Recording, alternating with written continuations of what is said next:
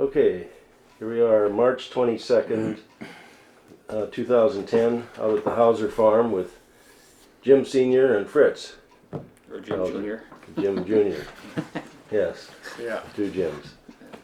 So, just get the history of the Hauser family today. Bobby? Yeah, well, tell you what, on behalf of BHA and everybody, just thanks a million for even taking the time off from your heavy-duty schedule out there of pruning today. And we're here to talk a little bit about some hard history and some softer history of the immediate Hauser family that goes back quite a few generations now. So I just want to start off with Jim a little bit, and I'm going to start, probably I'm going to take you back to a time when you're a pretty young kid. Can you tell me a little bit about what the farm was like when you were growing up here with Dawson and Opal and stuff like that? Well, back in those days, of course, everybody had a few milk cows and a couple of horses, old tractors, of course, 1928 model. And it was quite different than today when tractors are much better. Hang on one, Jim, let's start. Okay, let's do take two of that introduction, Jim. A blooper. Yeah. Okay. Yeah. Yeah, it's on March 22nd here, and we're up at the Hauser farm talking with Jim Sr. and Jim Jr., the Hauser family. Jim, let's take a little walk back in time, and you're a young kid, and you're living in this wonderful hillside area here, and you're in the farming business. And tell us what it was like, farming back in the early, when you were in the 10 to 15-year-old range. Well, we had, of course, had dairy cows, I think about 10 or 12 at the most. Like everybody around, a few apple trees and, let's see, horses, 2 horses yet, and a 1928 tractor. And things are pretty good. We come to the farm in the summertime. In the wintertime, we'd move to town. My folks did that for 25 years. Where'd they live in town? Just down from Conoco, right now it's the second house down. Okay. That time there was another house in the corner. On the corner there, the old Sabawo place. Yeah, they were the third house down at that time. Van Doozers were that. I remember that house. Yeah, Below that. It's the one that where Marvin Defoe lived for a while there. Yeah. Okay, gotcha. It's Yeah. blue, I think. So Otmar Bolliger would stay up here all winter in the other house, and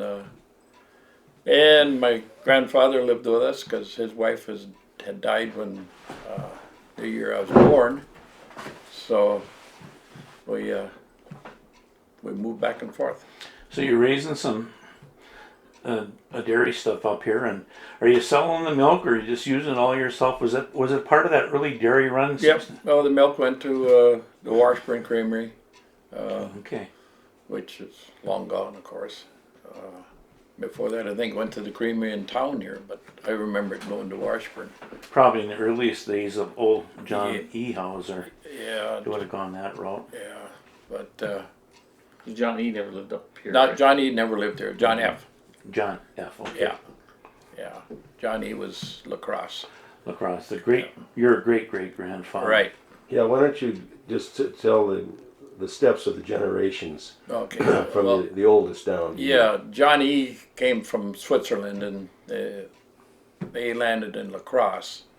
And then John F. worked for Salzer Seed Company, and that was my grandfather, and he came up here to work for Vollenweider, which had a berry farm out north below Weidinger's out there. About when would that have been? That was 1904. Oh. And then they go back to La Crosse in the wintertime.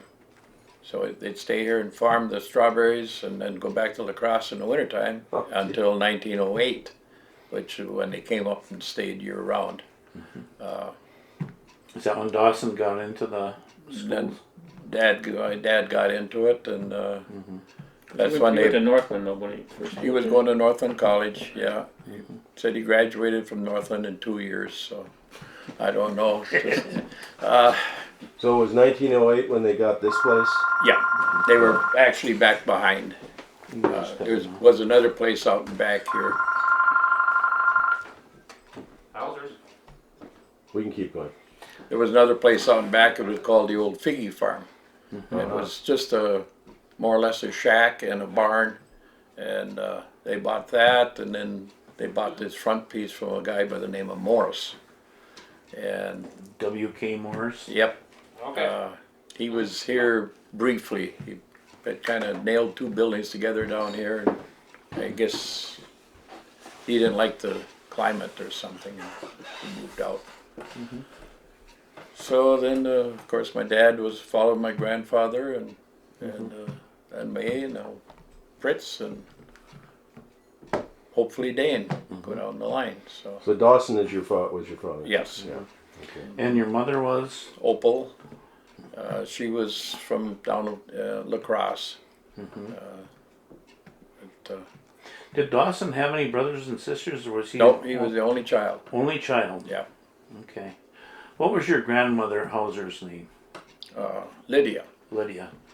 So, John F. and Lydia Hauser had a son by the name of Dawson, and then Dawson married Opal Bender. Yep, she was a Bender. Bender. And where did they get married? Was it down in La Crosse? They got married down La Crosse. Yeah. What year would that have been? Do you remember? 1928, pretty So- sure. 1928. 27 or 28. And then after that, I know that you have some brothers and sisters. Maybe you could give us that lineage there too. Well, John's the oldest. John is the oldest, and then Nancy, and Sally, and then me, and then Bill. Nancy and Bill are both gone, so it's down to three of us.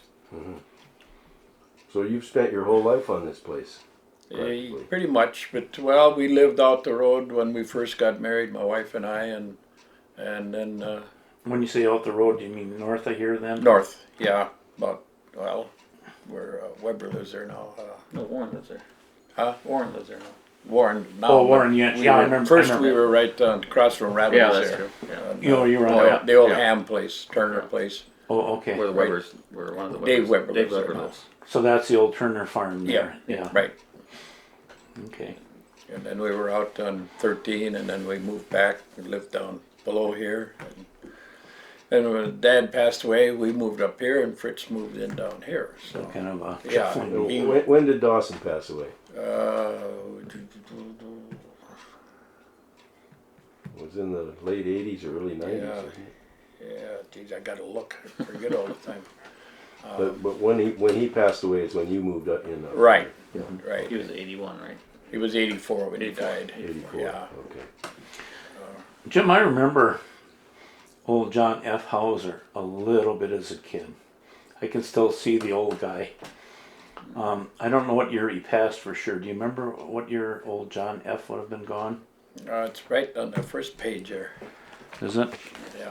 He was 96, I know that. May you rest in peace. 96, September 17th, 1953 is the photo there.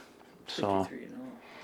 it says here. No, that can't be right. It wasn't 53, because I remember him and I was born in 56, so. Oh, this is from the picture of the week. So Yeah. yeah, I remember. Oh, this is November 18th, 1965. That one. That would Been pretty close. yeah. Yeah. So I remember his. 65 is about right, yeah. I remember him as a kid, and then recently I've been doing a lot of reading about him. In the Bayfield Progress and stuff. But I'm kind of wondering, what was his personality like? If I was to walk up to the old John F. Hauser now, what kind of guy would I have been? Well, I think he was always easygoing. Well, most of the time. He didn't like it when we'd be weeding or something out in the field, and if there was too much talking going on, he says, can't be talking all the time like that, wasting time. So, whereas my sisters, they always took an alarm clock along and they put it on the end of the road to make sure that they were going to work so long, and that was it. And he didn't care for that. A little bit of rebellion going Bell on. would start ringing, that, we're done, but Got their hour in or they had their 2 hours hour or their 2 hours in or whatever. They were supposed to help weed, you know, and they were gone. But they had their alarm clock along. And he didn't like that, but he worked right up till he fell down, broke his hip in the kitchen here, and he was in the hospital a week and he died. So he, I thought it was at the barber shop. no, it was right here in the Was it kitchen. here? Yeah. Oh, that's what I was And told. at that time, we didn't have an ambulance or anything. There was Merkel had the hearse, and we're going to call the hearse. No, he says Jim can carry me out to the car. So carried him out to the car, took him to the hospital. But Those hip breaks was at it, that age yeah. are bad news. and his dad broke his hip and died at the same age, 96. 96. Oh boy. But he'd laid in the hospital for 2 years after he broke his hip. So it's kind of funny that both the same age and died about, you know, And Uncle Albert, he was what, he was Grandpa's 106. cousin? Grandpa's brother. brother, and he was 101 and he broke his hip. Then He broke his hip at 101, yeah. but he got back to walking again and still Mended. Yeah, mended. Yeah, he'd go out and do his weeding and stuff after that. 106. So old John was pretty, what is he, pretty mobile at 96 in them days? Well, yeah, he would get out and still go weeding on his hands and knees, and then he'd say, come turn me around. So you turn him around and head him back on the other road because you didn't want to waste time crawling around, you know. Yeah, oh, I Yeah. see. The hard part, they couldn't stand up again. Yeah. You know, they get down Get there, out but for so they just- long, and then you have to help them up. you have to help him up and turn him around. And Boy, was he a tough old guy. yeah, Determined at But he was like the Grandpa very Dawson. He always wore his bib overalls. Yeah. You know what I mean? Always had long underwear in the summertime. And, Yeah, That's cooler. That's cooler. But he had a different weight. He had a lightweight in the summer and a heavyweight in the winter. Okay. And chewed his beech nut. And Probably his whole life did he chew beech nut? I think so. Yeah. As long as I remember, he always did. Now, how did him and Ottmer get started? Was it up here or where did it? Well, they had him come over from Switzerland. Bolliger? Yeah. So They that come was over that was great grand or John F. Hauser and John F., Ottmer. yeah. Okay, you had them come over. Okay. Yeah. I was always wondered how Ottmer got here. I guess. Ottmer was a partner in the place for a while. So at that point in Oh, he time, was. Yeah. how big was the farm when they were both partners? Oh, there was probably, I don't know. When the Ottmer first came, they were still out in the Vollenweiders out there. Okay. Because Ottmer would haul manure from Royce Point in the wintertime for putting on the strawberry patches. Okay. So he was up here at that time. And And then for 20 years he stayed there in the winters. Wow. yeah, he would stay here in the winter, Take his care of house the- down here, and And take then care of the cows, and yeah, So he managed the farm end of it in the wintertime. took care of the milking and stuff in the winter. Then did they come up? Did Grandpa come up here, walk up once a day or something? Oh, See they how would. things They were up all the time. Yeah, Oh, I see. yeah. But they did live in town in the winter. So. Did he have a vehicle he came up with in them days, or was it Well, horse and buggy, or John F. never drove. never drove? No, no, he never drove. So would he ride a horse up here? He'd Well, walk every day? They had Grandpa Dawson. My dad had a car, of course. So, Yeah. yeah, Well, that was the means. yeah. Okay. But he never drove. So So your grandfather moves up here in 1904 and he buys a piece of property. At some point in time, what year did he get into this farming business then, Jim? well, they were raising strawberries out there, and he said at times they'd have 150 berry pickers. That they stayed there. They had looked like a long chicken coop. That he said, well, it was like a barracks, and he says he'd get up during the night and make sure nobody was fighting, and so they had 20 acres of berries out there. Yeah. So, and that was, first had to be hauled to town and get on the railroad and get out of here with them. I think I read in 1914 that they took 80 carloads Yeah. of strawberries out of this area. I mean, 20 here, 20 there, and the nurses had big patches Yep. and stuff like Yep. that. It was a big time business in those days. And then he always told a story. Well, all of a sudden the broker says, They were just started picking, weren't they, or yeah, something? just getting going, and market was flooded. So, I wonder where them other strawberries came from then. I think it's just like now. I think sometimes the seasons, if it's a long season, one will get done and the other one they'll just kind of work into it. But if you get a late spring where everybody's all at the stuck same together, time. I think all those berries come in the market at the same time, and then there's just way too many. But Yeah. you know, just like with anything else, it's But I always thought he was pretty easy going that way. Anything else? Good-natured guy, and Yeah, I know that he was. he liked to walk around town in the wintertime, visit at the store, and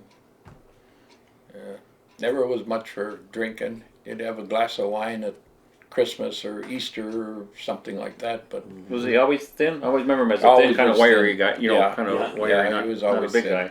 yeah, the heaviness come from Lydia. Oh, Yeah, because she was a big woman. The bigger Rob Owen. Yeah, yeah. So I know that. What was his religion? Was he religious by nature? Oh yeah, he was into the churches and I think he was Methodist and then Presbyterian, and I think that's where he stayed. Was he pretty strong? Was he ever like the deacon in the church or anything like that? I can't tell you about that. I know he could sing hymns in German and English, and he would be singing in German, and you ask him, and then he'd have to tell you what it was, because we didn't know any German. Heck, we couldn't hardly speak English. Tough Right. time mastering that. Yeah. He sounds like quite a guy. I do know that he was committed to the area too, and because when I researched the book, my book on the schools, he was the president of the school board for a few years too. So Yeah, I know he was on the school board, and do you know if he ever went to? Did he go to school at all? well, I'm sure he did. I mean, for because, like college or anything, because he was a seed company. yeah, did he graduated from down in Madison. Madison. Okay. Yeah, there's oh, a so he's picture. he's a picture in the UW barn. graduate. Yeah, there's a picture in the barn of the I guess graduating it's class. upstairs. It's upstairs is that diploma from his. Yeah, too, I think so. From Madison. Yeah. That's But I not think terrible. the graduating class in Madison was probably, I don't think there was 30 people in it. So Graduate from the Department of Agriculture. Yeah. I say that's probably where he got his expertise to write the articles for the other. I'm sure that what you were picture talking was about still out in the barn. Well, I know that he was instrumental when he got here, and that horticultural society had just formed, and I think Willenmeter was one of the leaders in it, Yeah. as was Knight and Orlando Flanders. There was a group of people that were just getting into this whole thing. Turnquist out there. Then all of a sudden, I see him taking a leadership role, and instead of sending Knight down to these meetings now they're sending young Hauser to speak on their behalf. And I haven't, I'm only in 1919 now, so in those editions, so I'm thinking he's still, pretty much in charge of those type of things. So. Yeah, he was big in horticulture. He enjoyed going to the meetings and different And that was things. always if you guys went on a trip, it was always to the fair, wasn't it? Usually it was to the fair. Was that Minnesota was that State with him? Fair. Yeah, he more would- him than Grandpa, or was it well, both? both of them. That's where he took potatoes yeah, or they would whatever. have their potatoes and stuff. Well, I know that in this period of time, I'm reading a lot about, they must have had 40 varieties of potatoes up here too, that they were trying to groom the soils for. They're trying to understand this too. So he was in that potato business too then. Yeah, they were in potatoes. And, I don't know how they could sort them out from the rocks, but evidently they did. Well, just by biting into it. So why did they decide on strawberries more than potatoes? Potatoes were harder to grow, or just I don't I wonder know. if the money wasn't there. For I don't potatoes. know. I wondered what happened. But Yeah, You know. but why they went? no water, not much water. Well, I think it was just a matter that the potatoes were just an afterthought. The Yeah, berries, could be. the berries started here in the 1880s. Small berry farms. And they're easier to market than potatoes, I think. Do you remember the name Holston? F.W. Holston. It doesn't ring a bell. Well, that's where the Dunkel farm is. Oh, Dunkel's. Oh, And they okay. call it Holston's Crossing. And in 1884, he sold the first strawberries to Duluth. A couple. Yeah. The He was Spalding right on the Hotel out railroad there. grade there. Yeah. Yeah. And so that's what he did. But it was very minor. But then after that, everybody seemed to get, like 1909, seemed like everybody was into berries. Sure. And then all of a sudden, I start reading in the papers that, now they're really into potatoes and cattle. At that point in time, they started this whole thing with cows and potatoes. So to fill these hillsides, Yeah. that type of thing.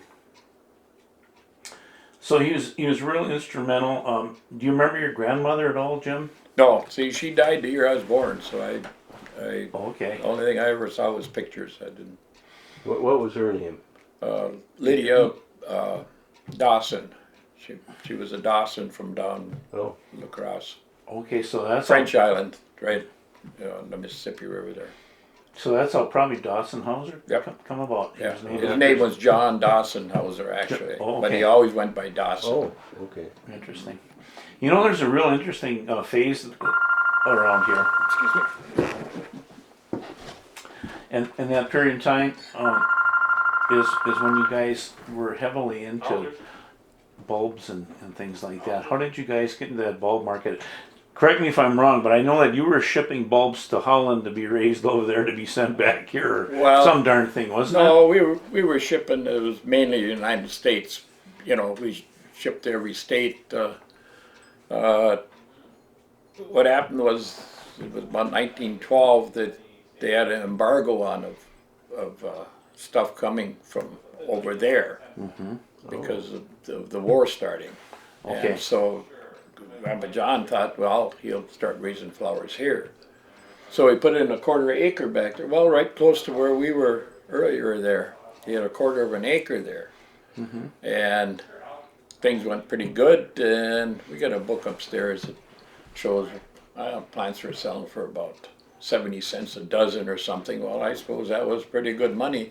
And so then he started with that 1/4 acre. Well, then that did pretty well, so we kept getting bigger, and they built this building for a storage building.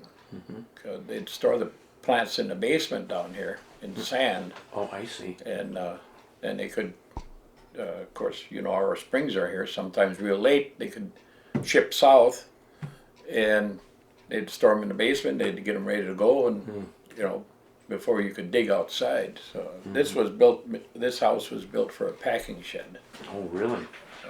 and then 1928 was turned into a house. So. Wasn't he big into daffodils or Oh, more the perennials, mums? chrysanthemums, Mums, okay. all kinds of chrysanthemums. Yeah, I'd suppose 100,000 plants a year or something like that. Maybe better, because that whole hillside over there was chrysanthemums. And How many people worked here then we had probably 7 or 8 in the at summer? the time. Yeah, Full-time people yeah, in the summer. summertime. Well, I know. At least that, I know because- right now you guys have carried the tradition on, and I've seen your catalog. And how many plants are you offering now out of this place? Oh, how many varieties? 130 probably. 130. Yeah. Not counting annuals and the perennial part. And what kind of stuff? Oh, starts out with Columbine to Columbines Delphinium to Shasta daisies to What was it, was platycode and go platycode. sure. Oh yeah, I see. I was over there. I Yeah. cheated. I was in the building. So. Campanula, Carpaticas. There's always everybody likes the long named ones. yeah. Yeah, the ones they can't spell, they want to Yeah. plant right away. They're quite pretty too, though. Some of the methodology has changed from then till now. I mean, they used to direct seed everything out in the field, or dig it up and divide everything to make more divisions Okay. of stuff. Yeah. So now we start a lot of it in the greenhouse and plant it out as a bigger plant. So it's easier to maintain than trying to compete or trying to weed all those little seedlings with the weed seed out in the field. So it was always quite a chore. The weeding Yeah. was a big job. But now when the plants are bigger, when you plant them out, we can cultivate easier, and maintain it You can spread them a little further a little apart. apart, and the plant is already there. It's not competing for that same space as that little seed is with the rest of the weeds. Yeah. So it's a lot easier. It takes easier to maintain. Where we used to plant probably a half a pound of seed of one variety, we were probably using a Quarter ounce or something. 1/4 ounce now because we that's started inside and you got more control of how it's being planted. And you don't have to worry about having a spot that's thick and a spot that's thin and Yeah. it, It looks like a real farm when you're done with it. I see Yeah. you put in the greenhouses too now. we started there and transplanted out and then June. sell it the following year. What year did you put those greenhouses in? Well, we've always had some greenhouses Small to some ones. perspective or some set around here, but these were the first one was what must be 10 or 12 years ago, 12 probably. years ago, the first Probably. one. Second one followed 5 years later. Yeah. Any more planned now, or is that it for a That's while? enough. That's about what we can handle for our size of our Yeah. crew and And, what we. and where are the markets for? Where do they go? Well, Oh. it's getting to be more regional, local stuff instead of as far as shipping is It's got going down all way the time. down. We used to ship every state except, we even shipped Alaska, but we shipped everywhere but Hawaii. We've never shipped to Hawaii, but now we got scattered customers. Still from out east to East. Boston to Yeah, there's still stuff in Louisiana. Sometimes there's You do- Georgia. Georgia. You guys do like youngs and stuff like that too, or? No, We used to. Yeah. Yeah, But see, a lot of those grow their own in-house now. They don't. Yeah. They don't They're doing what you're doing. yeah, And there's a lot more people doing what we're doing. Yeah. Right, and plus there's a lot more retail centers like Home Depots, Lowe's, whatever, yeah. Walmart's. Yes. They're all selling kind of the same kind of plants sometimes. So Yeah. So there's a lot more stuff out there than what there used to be. What extent is your market on the online on the internet? That's part of the shipping out part. I mean, that kind of from there. I don't know. It probably does. I don't know, 10% maybe. That's all. Yeah. I say that part's gone down. We do So you more. gotta ask them guys because I don't even know how to turn a computer on. So. But that part, I'd say, even though it's on the internet, there's still, there's more stuff out there than what there used to be. lots more. You know. Yeah. I'd say it's a multi-billion-dollar industry now. And so now we're getting more to where we rely on the local people who had our plant sale here, which is the month of May. But Yeah. we're drawing more from the region here locally Right. than And that's what word it of was. mouth often too, isn't it? Right. Yeah. But you get a real high-quality plant here, Right. and you get a lot of plant for your money. Right. What I've noticed here is you get more here out of a bundle than you would like over at Walmart. So Sure. Yeah. it's a much better proposition to compare. Well, we hope so. Well, It's, you've had a constant base for 20 years, and I don't know how long you've been doing that open sales like that. Well, it used to be only a weekend a year, wasn't it? It started out as a weekend thing. My mother started it as a weekend thing, and now it kept growing and growing. We keep moving, trying to get more room because So then we decided, It's well, got rather bigger. just a weekend one, we make it, longer than that. So And then then we kind of went to- evolved. a week, and then we went to 2 weeks, and now it's a month. And, But that's kind of a limit. We can't go much longer than that. Yeah. All your plants only hold up so long. Well, yeah, Right. they get And- so and they're tall, big. and it's And we sell a lot of them bare root, and then some years they get, just get too advanced to sell that way. So And most people like to have everything in by Memorial Day or Right. the week Yeah. after. And yeah. after that, it's- forget it. Yeah. Well, then you get into the apple end of it, and Yeah, and you get into the end where you got to get that stuff out of the greenhouse and get it transplanted into the field, for your next year's crop. And yeah, I remember you telling me one time if you see any flowers in the field, that's not a good sign. yeah, because we didn't sell everything. That was been quite a few years ago. Yeah. Fritz, let's go over to Fritz for a second and kind of find out. I'll go finish that treat. We're not done with you yet, No, so no, we need you. there's a lot more information. Tell us a little bit how you got involved. I know that you're a Bayfield kid, born and raised, and played for Trollers, softball teams, and Bayfield High School and stuff. But how did you get enticed into working this business? And well, I grew up doing it.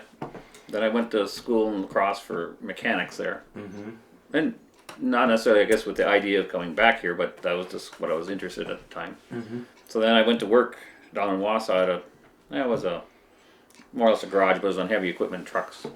Then I got laid off. It happened to be in the 70s there, late 70s. Everything kind of had a downturn there. So they were kind of downsizing. Got laid off in, I think it was April, which was perfect timing to come back here because I needed somebody to work. So then, somebody's going like this. yeah. So then I came back, and then that was the way it went. Yeah. And here ever since. Yep, been here ever since. So the late 70s. Well, it was in Yeah. your genes. Yeah, Right. right. I mean, Yeah. well, and it's what you grow up doing. So it wasn't like I was learning a new job when you came back. Just continuation. Just you knew how to fix some of the equipment and stuff. So yeah, that's a plus. So, Yeah, Yeah. you got somebody who can work on the machinery. sure. So when you were a kid, what kind of jobs did you have to do here? Same as all the other kids, weeding, weeding. Same with the apple stuff. Driving the tractor, hauling apples, grading apples. It was just Pruning and pruning. You did some of that, but Yeah. usually you and Grandpa were doing most of that. yeah. A lot of the times. But, So you got to know Dawson pretty well? And oh yeah, I remember great grandpa too, John, a Yeah. little bit, sure. He used to always like to sit in the, before this was here, there used to be a little couch along the end over here. Did he sleep there on that couch? Oh, There was kind of a sometimes, little, yeah, little thing there. He used to always be on that couch, sitting on that couch or whatever there. Or love seat or whatever it was. yeah. How about your mother? Was she a good cook and stuff like that? And Oh yeah, Oh, yeah. still, yeah. Yeah, she always had sweet rolls and homemade bread and all that stuff. You know, my dad he liked the sweet stuff like me. he was a pretty good sized boy Oh, in yeah. his day, wasn't Yeah, he? I yeah, think he could put you in his back pocket. yeah. He was- What she always make? She used to always make those bran muffins all the time. Yeah. I like. What Yeah, else yeah. was it? Some kind of pancake thing. Oh gosh, yeah. No, but they weren't potato pancakes. What were No. they? Grandpa John always had to have oatmeal in the morning, and I couldn't stand oatmeal. Of course, he was up early. And the time I got up, it always had that kind of scummy on the top. Yeah. Yeah. But he thought it fed the horses, so he should eat it too, I guess. But Well, was this house the first house? That was, no, What was the first house? That that one that's a garage down there now. Uh, And then that one over there, and then this was the third. And, well, the original shack was back behind there, but we always called it the shack because my dad said, well, when the wind blew it in the wintertime, the snow would come in upstairs. So, and the one that Ottmer lived in, that was like two houses put together. yeah, Okay. It was two old houses put together. yeah, So that was an old house too. yeah. Grandpa John and Lydia lived in that one. Was Ottmer's there when that, That was was there. So yeah. they built right across from Yeah. Ottmer then. Okay. Yeah. The old farm, the Figge farm, was that old John Figge, the cigar maker? Yeah, that was that shack back behind there. Be a distant relative would be Red and them guys. And Right. Yeah. okay, was he a farmer too then? That old Figge? Not really, no. I don't know why he ever built back there, you know, but Grandpa John bought it from Figge, that I know. Okay. And then the summit down here you bought from Knight Yep, in 1926 or something like Okay. that. 26 or 27. And some of those old apples are still there. Yeah, there's about 30 of the old Dudley trees still there. Still bearing and still pretty healthy. Yeah, They were what? A lot of the crotches have a wire, two hooks and a wire. I guess they had broken had an ice storm. or something, so broke they them down. wired a lot of them together. I think that's why they're still Yeah. surviving today because they are wired. They're beefed That up was a in little the 50s when that ice storm was, 50s? because I remember that old John Gilrath lived right there at the apple shed. The house that's over on the corner now. bit. Yeah. Yeah. Did you guys build He an did. apple shed down there or was that always there? That was Knight's. That was Knight's apple Yep. shed, yeah. Yeah. Built, but I think it's made out of rough popple in it. Well, Popple and pine. we put that story in up above though. What is See, it? that was Okay. Oh. stuff that was cut off across the road here. Okay. Yeah. when were the first apple trees planted in this area, on your land? First one would have been, well, let's see, that would have been back there. Those Wolf Rivers and those old Macs. Yeah, and those Duchess back there. Yeah, you still got some Duchess? And when would that have been? Well, let's see. That would have probably been about 1908, 9. 9, 10, something when they Somewhere were living in in there. the shack back there. Your grandfather put those in? Yeah. Yeah. And there's what left? 1, 2, 3 Duchess and 3 Duchess and 4 Wolf Rivers or 4 or something. 5, yeah. Yeah. From the original trees? Yeah. Yeah. 1 Macintosh. It was Action Central. Yeah. And so then did you expand the apple operation? You did Dawson and Well, What yeah, my happened? dad did. One time we had 100 acres of apples. oh, And so a lot of the old varieties are gone. And of course we're planting smaller trees, which are being planted closer together. So we've got about 32 acres of trees now. Under apple trees under cultivation. Yeah. And you had 100 at one time? One time it was 100 acres. Jim, for the record, what are some of the old name established apples that you guys had here at one time? Oh, there was Northwestern Greenings and Patton Greenings and Wealthies and Duchess and McMahon and oh boy, of course there was McIntosh and Delicious. The old Wolf River is one of them. Wolf too. Rivers was another old one. We had some other ones back here. Udder, yeah, Udder apple. Just the way it spelt the way it sounds, Udder. Like a cow's udder. Yeah, Yeah. and Salome. So, transparency. Whitney crabs, transparents. Yeah. Oh, there's Did you ever hear of the transcendent? transcendent crabs. Yeah, yeah, I've heard of the most bitter. yeah, yeah. Well, what Crab. were people doing? Just kind of experimenting to see what was best, or Well, a lot of or those. did they go in and out of fashion? Like I think sometimes? they went out, and a lot of stuff gets recommended by the university and Yeah. Minnesota, Wisconsin, and they try it, and well, you don't have the market. Well, why are you raising it? You know, it's just. One of the things I read and heard is that the original apples here were the ones you named. You know. Yeah, it's. Northwest, Patton Greening, Yeah. and Transparents, Wealthies, and the Duchess of Oldenburg, that type of thing. Yeah. They were the staples. And then all of a sudden I'm reading in the books where they're saying, well, we got to try something different. We're going to try some of these Eastern apples, they call them. So they shipped in, the Macs a little bit later. They weren't part of that initial No, they five weren't. tree No, they orchard. weren't. And then they come, and what they were trying to do is to see if there was a market here for them. And that's when I think you get, and after that You it get- just Yeah, exploded. McIntosh, Cortland's, and trying to think of some of these other ones that.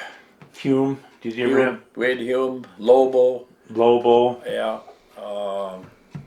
Oh Jesus, one Minnesota bragged them up all the time. We don't Beacon. Oh, We okay. don't have any more. They're gone. Jonathan's and Jonathan's are out. That Turner place had Jonathan's and Wine Saps, and it had all kinds of different ones that. all Turner- experimental almost. All yeah, sure. Somebody had On the couple of Turner these farm. on the Turner farm. A couple of these and a couple of those, and That was an experimental phase yeah, here. there was a lot of the mission cherry, that cherry that originated. Well, they hauled it into Madeline Island way back. There was a lot of that on the Turner place. I wonder if any of them are still there. Oh yeah, yeah. I guess go down and try them. We got a few back here. We planted from off of there. Did you really? Yeah. Any Montmorency? Are they like the Montmorency or Only darker in color. and more bitter? Little tartar, yeah. Yeah. But it gets a little bit bigger, but it's got a real dark color to it. And that's the same one that they say that the missionaries brought to La Pointe back in the That's- 1840s. Yeah. or Yeah. and they are the same ones that were at Michigan Island Yeah, right. In that nursery out there. in the 1870s. They Yeah. had a nursery there. Pendergast, his name was. Yep. Whether that was a relation to the one at Sand Bay, I have no idea. Because there was a Pendergast out there. Remember that? Yeah, I do. And so today, what's your mix of apples that you grow? Well, we got Lodi, which is taking place of the transparent. The better apple or It's bigger, stays firmer a little longer. not Better. an August apple? Better, I don't know. Those transparents are ready in August, Yeah, and I don't know if the Lodi is probably. Lodi's a little bit later. Yeah. Yeah, but it does have better size, and then you got there's still a few Wealthies around, still a few Dudleys, McIntosh, Cortland's, Honeycrisp. We got a few Zestar. You plan any Fuji's or anything like that? No, are you willing to take the risk? or- We've had some Fuji's that just didn't do it, but they've come out with some different ones now that we're maybe going to try a few again. Force the issue. Yeah. Well, when you bring in a new kind of apple, what's the process? How do you? Well, we've got one. We started our own. We had a seedling, and we shipped the wood out to New York, and they grafted 300 trees for us. Uh-huh. We call it the Hauser Merlot. This is my daughter's name. This now. We always thought Burgundy was a good name, but then we find out there was a Burgundy apple one time. So the girls said Merlot because it's a real dark red. Is that one that you guys have crossed? Yeah, we planted 300 of them now, Oh, and interesting. we've had what do we have about 12 bushel this year. Yeah, so they're pretty young yet. Yeah, jeez, phone ringing all the time. Anyway, we think it's a nice apple. It's about Cortland size, dark in color. It doesn't. In storage, it doesn't get waxy like a Cortland will get waxy. Yeah. This doesn't. Some people say, well, it's kind of a cross between a Macintosh and a Cortland. Well, it probably is pretty close. Somewhere in the bloodlines there, Yeah. it's in there. But it came from a seedling out in the orchard, and Interesting. yeah, we got a guy down at Holman, Wisconsin. There, he's tried all, but he had 15 different kinds that he'd started from seed, trying to get a better apple or a different apple, and he says he's got one or two that might be something, Yeah, maybe marketable. Well, yeah.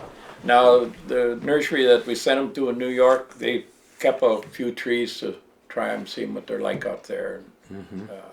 So we'll see what happens. But Well, if you get into it and it's- establish that line, there's probably more money in that if people are buying them later on than. maybe, but Can it's you used. can you patent a You can, yeah. yeah. Now, like some of the new varieties that these universities are putting out, they're going into a kind of a club thing where every person won't be able to buy them. I mean, it'll be held by some of these big fruit growers, and Yep. you won't be able to grow them. I mean, They won't be like one in the spring of the year. I think I probably bought a dozen apple trees from you for my place. What you're saying is they won't be marketable here. that's right. Yeah. We won't have those trees. Available. It's like what they're doing with corn and the grain. Right, same thing. That Yeah. the big outfits will have it, but the average, person. They'll corner that market. Yeah. Unless you establish Where your you own. pay a royalty when you buy a Honeycrisp tree, it's $1. It's $1. Dollar It more. goes back to you know. the university. Yeah. I can understand that. I mean, it costs money for Yeah. them to Sure. put the whole thing together. That's fair, but There's like even for them, there'll still be that royalty, but they're just limiting it to who's going to be able to grow it. So they can control the amount of apples out there basically, and kind of control the Yeah, supply. They didn't like it the way the Honeycrisp got. Everybody was growing it, I think, and they're they learned a lesson from that. yeah. So this is why they're going to call it a club. Interesting. Club apple. Now, you guys, what makes this area such a good place to grow apples? What Well, is it? it's That the thing water we out there. see down there. The water out there, or the climate because of the lake. Is it the lake? Yeah, And- I mean we're kind of limited to what apples we can grow here. I mean we have a kind of a narrow range of apples compared to farther south. I mean we can't grow many of what they consider a winter apple. Like some of the Then- Fugees or and something. what does the lake do? What's the effect of the lake on the area? Well, basically, it does two things. One's it delays our spring enough so that the apples and stuff stay more dormant until when they do start to come out and bloom, that the chance of frost is gone a little bit to some extent. Plus, it keeps it from freezing when they are in bloom. Plus, on the other end, it keeps us warmer longer in the fall. Because even if you go farther south, say 50 miles to Park Falls or somewhere down that way, when it does cool off in the fall, it'll be 20 degrees difference than it will be here. And that tree has to have a chance for that sap to go back down in the root system. If it gets too cold too soon, then it splits the bark or it freezes under there, and then the tree will die. So it kind of does two things on both ends. There's one other little interesting thing that I read from old Bill Knight. And he said, what's real interesting about this area, he says, is that the ravines and the hillsides play a major role. He says kind of like a refrigerator, and he didn't say Yeah. refrigerator, but you know that cold air. If you go It in and get a draws. glass of milk, it sucks that cold air down to the lake, and it leaves maybe just a degree or two or something different on these hillsides, Sure. and that's the big difference it takes to having that bud freeze and not freeze. And he figured Yeah. that these ravines played a major role. All goes down to the lake. Well, look at Yep. strawberries. Look at was the Yeah, Hoteries. the Hoteri Well, how farm. far is that from here? 2 miles? Yeah, Or at the most. 2 miles. Over the hill behind us. Yep. It, Frost they City. never till- got a crop there. Yeah. You know, I think maybe one out 2 of years or 3 years. Yeah. He tried. You know, but I mean, and that isn't It that just- far away. That's Yeah. you know, but just down in that draw there, and it would freeze out. Well, that one year, I think Russell Aiken said we had a frost every month of the year. You know, nothing that would kill anything, but it did get down to stunt it. and yeah. You just make it. Yeah. and our soils here, typically by the lake here, are lighter, sandier. You get back in that away from the lake and turns that clay soil, and that's not the best soil for apple trees either. No. So there's 3 different things I should say, not just 2. But So it sounds like you guys are enjoying your life here on this farm, and you got a Sure. really nice, successful little business going, and you've been around now for darn near 100 years. Yeah. 100 years or better. Yeah.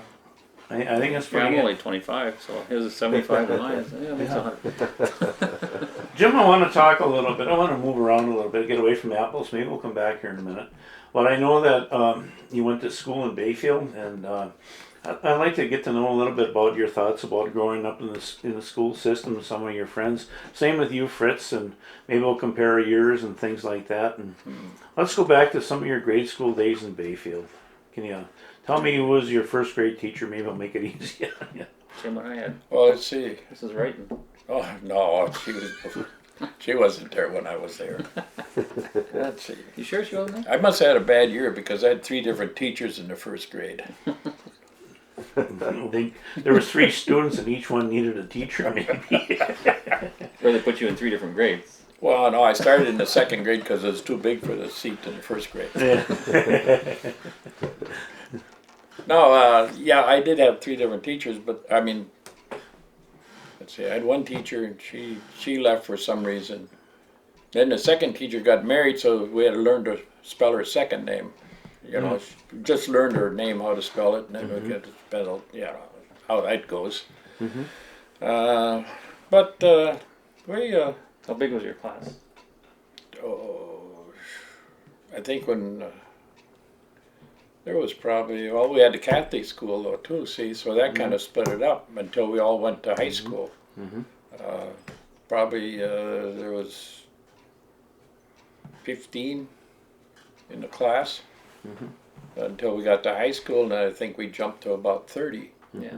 About And, double in size. yeah, I think we graduated with 18 or 20.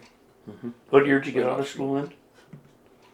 53. 53. Okay, so you were with that Bucky and Yep. Bucky Batan and that group. Yeah, Bucky and Fukel and Hendrickson and Sandstrom and Gustafson and yeah, of course we hung around together all the time and it was Pretty good friends all through high school. And oh stuff. yeah. Now, how'd you get back and forth to school? When we Grade were up school. here, they had, usually I'd run across down the road over that way to get there early in the morning to play softball and ride home on the bus. They had an old, we called it the Orange Crate. Iverson had the bus system in Bayfield, and I think it was a 38 Ford. Who's your bus driver? Do you remember? Old Iverson and Bert Iverson. Oh, Bert They Iverson. had just one bus picked up all the kids, or they They is had there one bus that made, a yeah. loop up here, or was it everywhere? Well, he just made a loop out that way and back around and I suppose down it over the must hill have and been back like around. today, I Yeah, suppose. yeah. Bill McCarty had a fun story about he was the bus driver.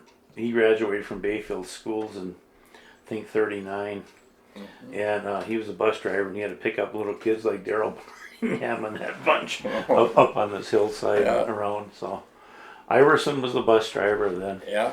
You had Carl T. Larson in high school, I would imagine, as the Oh, yeah. omnipotent there. Yeah, Carl T. was there all the time I was there. Still had your hubcaps, eh?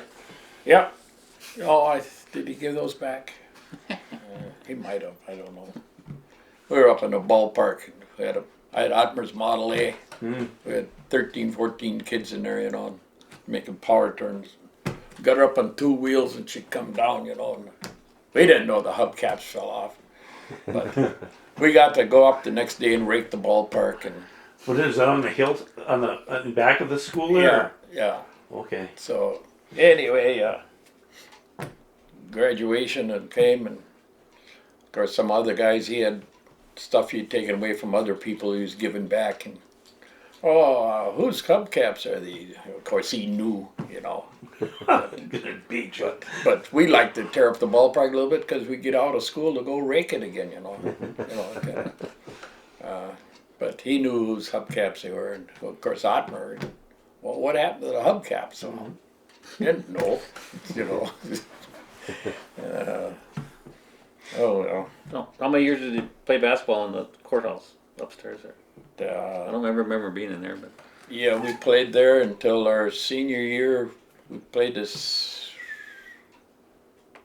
Let's see, did we play our first year? No, first time in the new gym, or did we play the whole year or half a year? I don't remember which. I think we played half a year in the new gym. The other half of the year we still Transition. played upstairs in the courthouse. And what was that old gym like? Huh? What was that old gym like? Well, it was a lot smaller than the new one. they didn't have showers, did they? Or what did you? Yeah, you had the shower room way down in the basement, and you had 3 flights of stairs to get up to the So the gym was on the top on the floor? top. Oh, Yeah, it was. yeah, There's a balcony, wasn't there? Yeah. You were saying there's a balcony. yeah. There was a balcony on one end, and the wooden bleachers on one side. And the old scoreboard that you flip the The numbers, numbers? you know. So you, But if you graduated in 53, you probably would play you were a freshman in 49 then, yeah, or 50. Did they always use that gym there in the courthouse? I mean, when you were younger too, that's what they used Yeah. for gymnasium, Yeah. was it? Okay. yeah, yeah. And they had the shower room down the basement, but they had a coal wood burning stove. You had to fire it up, and To heat the water? we'd have to go there at noon to start the fire. If we wanted to take a shower, nobody wanted to start the fire. You just had cold water. So Yeah, you went home pretty cool too. yeah, and it was all cement, you know, and boy, if you had hot water, you couldn't see nothing. It would just be solid steam in there. And that old cement was really cold, and yeah, Those are the days, eh? good old days. Yeah, You got to play the first game in the new Lincoln gym. yeah, yeah. Was it pretty nice? You guys thought We you were lost heaven. one game there at Bataan. Winnemackie, you know Bob Winnemackie. Yeah. Got a boat down here, but From he stole the ball on Bucky, and that beat us right at the end of the game. Who was he playing for? Maple. What? So you played, Maple in those days. They had Maple, Iron River. Yeah, who else did you play? Oh, Washburn, Saxon, They had a team up at South Shore. South Shore. Yep, played in the old gym up there. Played in that one in Saxon there. They roller skated on it. And you dribbled the basketball and you didn't know where it was going. Take right off. Hell of a place to bowl too. Oh, jeez. Did you guys play down the cable at all? Cable, yeah. Drummond? Drummond, yeah. Benoit? You must play in a little Benoit gym, probably. No, No? never played in Benoit.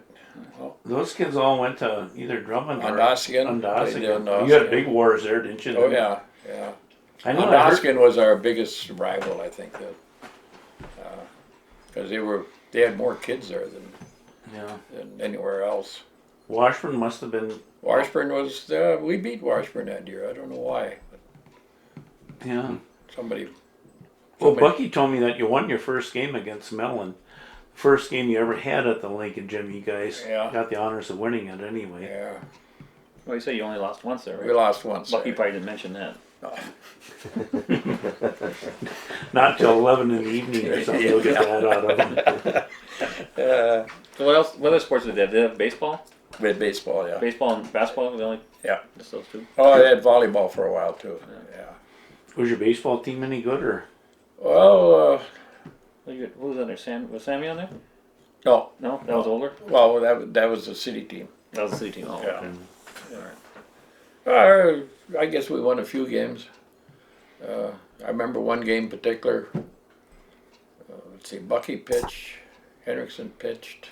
Who else? There was somebody else pitched. They pitched a no-hitter, but we lost 13-0. I was back at the backstop getting the ball back more times than, man, were they wild. Yeah. So you were the catcher? I was the catcher. 13 and nothing pitching, no hitter, and lose 13 to nothing. That was against South Shore. Oh, Was it? unearned. Yeah. Lucky 13. When did the Webergs move to town? Let's get to meet Marilyn a little bit here. Let's see, they moved here in 1950. 50? Yeah. Because she went to school 2 years here? 3 years? Yeah. Yeah. Was it? So that'd be Orville and Mert Weberg come to town, and they had 2 kids, Yeah. Alan and Marilyn. Mm-hmm. And did you just like start dating Marilyn in high school, that type of thing, or did you get, Yeah. She must have. Yeah. And we got married right after high school. I've gotten one photo of her at home when she's in high school. Yeah. You know, I mean, I'll have to share that with you one of these days. It's kind of a nice. She looks like she's about, you know, like a freshman in high school or something like that. And what was her name? Her family name? Weborg. Weborg. They were- Who were her folks? Mert and Orville. They were fishermen. Well, he worked for the DNR when he came up here, but his folks were fishermen down in Door County. So when he moved up here, he was captain on a patrol boat, Heck Noise. He brought the hack up here, didn't he? Yeah, yeah. Him and Dalsted. Dalsted and who was the other? Somebody else was on there. Ben Wasco? Ben? Yeah, Ben, probably. probably, yeah. Probably Wasco and Yeah. that bunch. My dad tells the story of old John Hagan and John Nelson and Martin Erickson standing on the city dock down there. Of course, they were pretty much retired fishermen by then. They were older. They looked at one of theirs and says, "What do they need a boat like that around here for?" Yeah. Big steel boat, and they had those wood boats their whole life. Yeah, they're all steel. So what was it like to go pick up, Mert, when you went out on a date at the Orville Weberg place for you? Well, I guess it was all right. I don't know. You in and out kind of quick and Yeah. Of course, you knew Al probably Knew Al, of course, he was in the same class, right? Yeah. Yeah. you already established good friends. Yeah. Yeah. Al was what? Her brother? Her brother. Uh-huh. Yeah. He was actually a little older than me, but we were in the same grade. I won't say nothing bad about him. Yeah, no. But anyway, and of course, Marilyn got pregnant, and so we got married, and we named our first daughter after the car. No, we changed her name to Sherry instead of Chevrolet. Oh, okay. And Can you give us a little rundown of all the kids? And we had 9 of them, Oh boy. and Sherry I'm gonna let you go. I know him. I'm gonna this see. is Stump the Pro here now. Sherry and Laurie, Mm-hmm. and then Me, Fritz, and then we had Scott. No, we had Brian John, who we lost at 3 months old. Oh boy. And then we had Fritz, No, Scott. or Scott, and then we had Becky, Becky, and Christy, and Clint, and Corey. and Corey.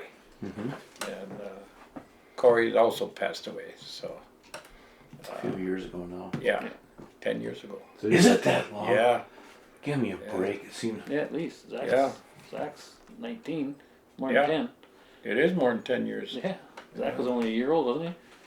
Zach was 2. Zach was 2, so Yeah, Zach's then- 21 now. Yeah. 19 years 19 ago. years ago. Wow. And how did he die? He had cancer. Oh. Yeah. That was a tragic Yeah. series of events there. So he was still pretty young. Oh yeah, 20. He wasn't quite 21 yet. Oh, gee. Yeah. So 7 are left? 7 are left. Yeah, and have they all stayed around here like Fritz? or- Sherry lives over there. She lives a block away. Yeah. Yeah. The other one's all Twin Cities to Albuquerque to Chicago, something like that. Yeah. So just you and Sherry are the only two that Yeah. stuck around. Yeah. Yeah. Right. And who is Sherry? She married? Yeah. Who's she married to? Mike Amron from Washburn. He been at Breddings for 30 some years. Yeah. Wow. I think he's the oldest one over there. And And Lori, Sherry works at the bank. She's been there for 30 years, I suppose. So. I remember she was in the same class as my sister Heidi, so Yep. I remember them all getting confirmed together at the Lutheran church. Yep. Way back on.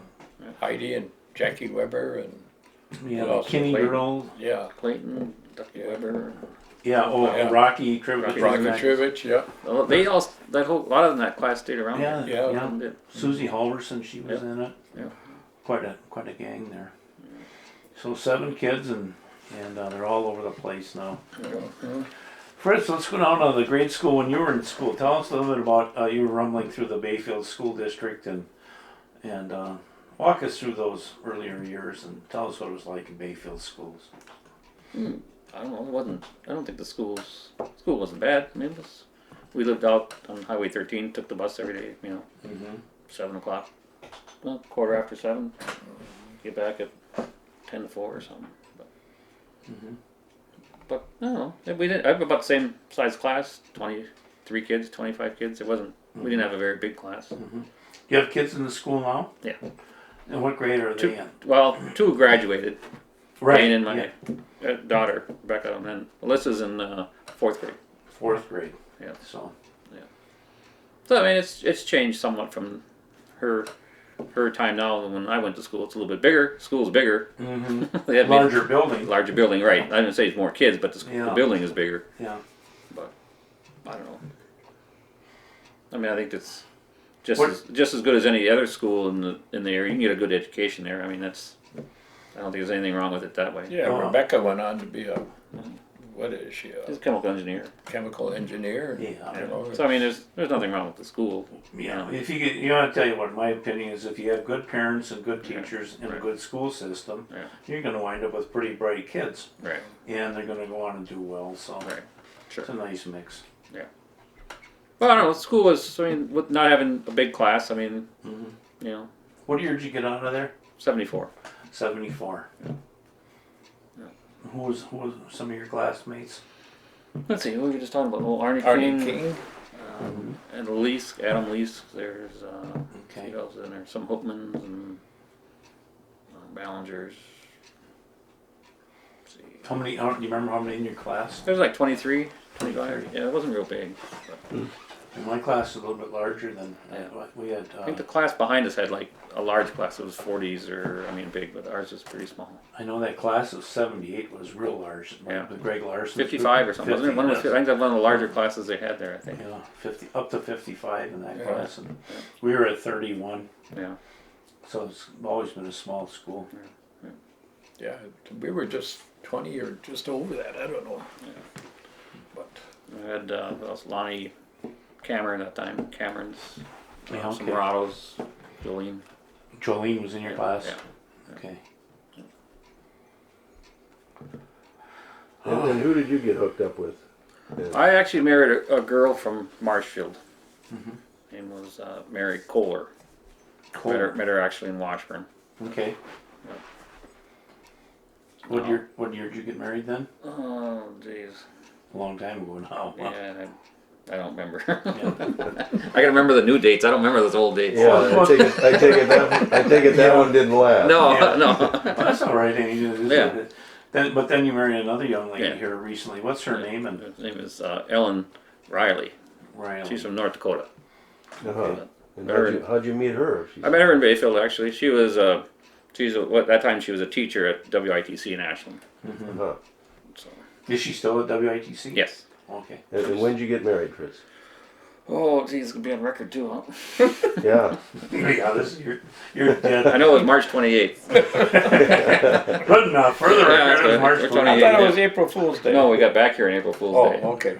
Yeah. We actually got married out in Las Vegas. Oh, you And did? then we came back, it was April 1st. So then I came in here and I told them, I said, well, I said, oh, but by the way, I got married out in Vegas. And they go, oh yeah, it's April Fool's Day. They wouldn't believe me until we brought the actual certificate in because that was an April Fool's joke. He still doesn't believe it. So you just eloped then? You Yeah, we took just off. eloped. Yeah. Yeah, well, good. Yeah. And do you have kids? Yes, we have one daughter, Alyssa. She's in 4th grade. 4th grade. Yeah. Okay. So it wasn't that long ago then that you married. No, it's been 10 years. Uh-huh.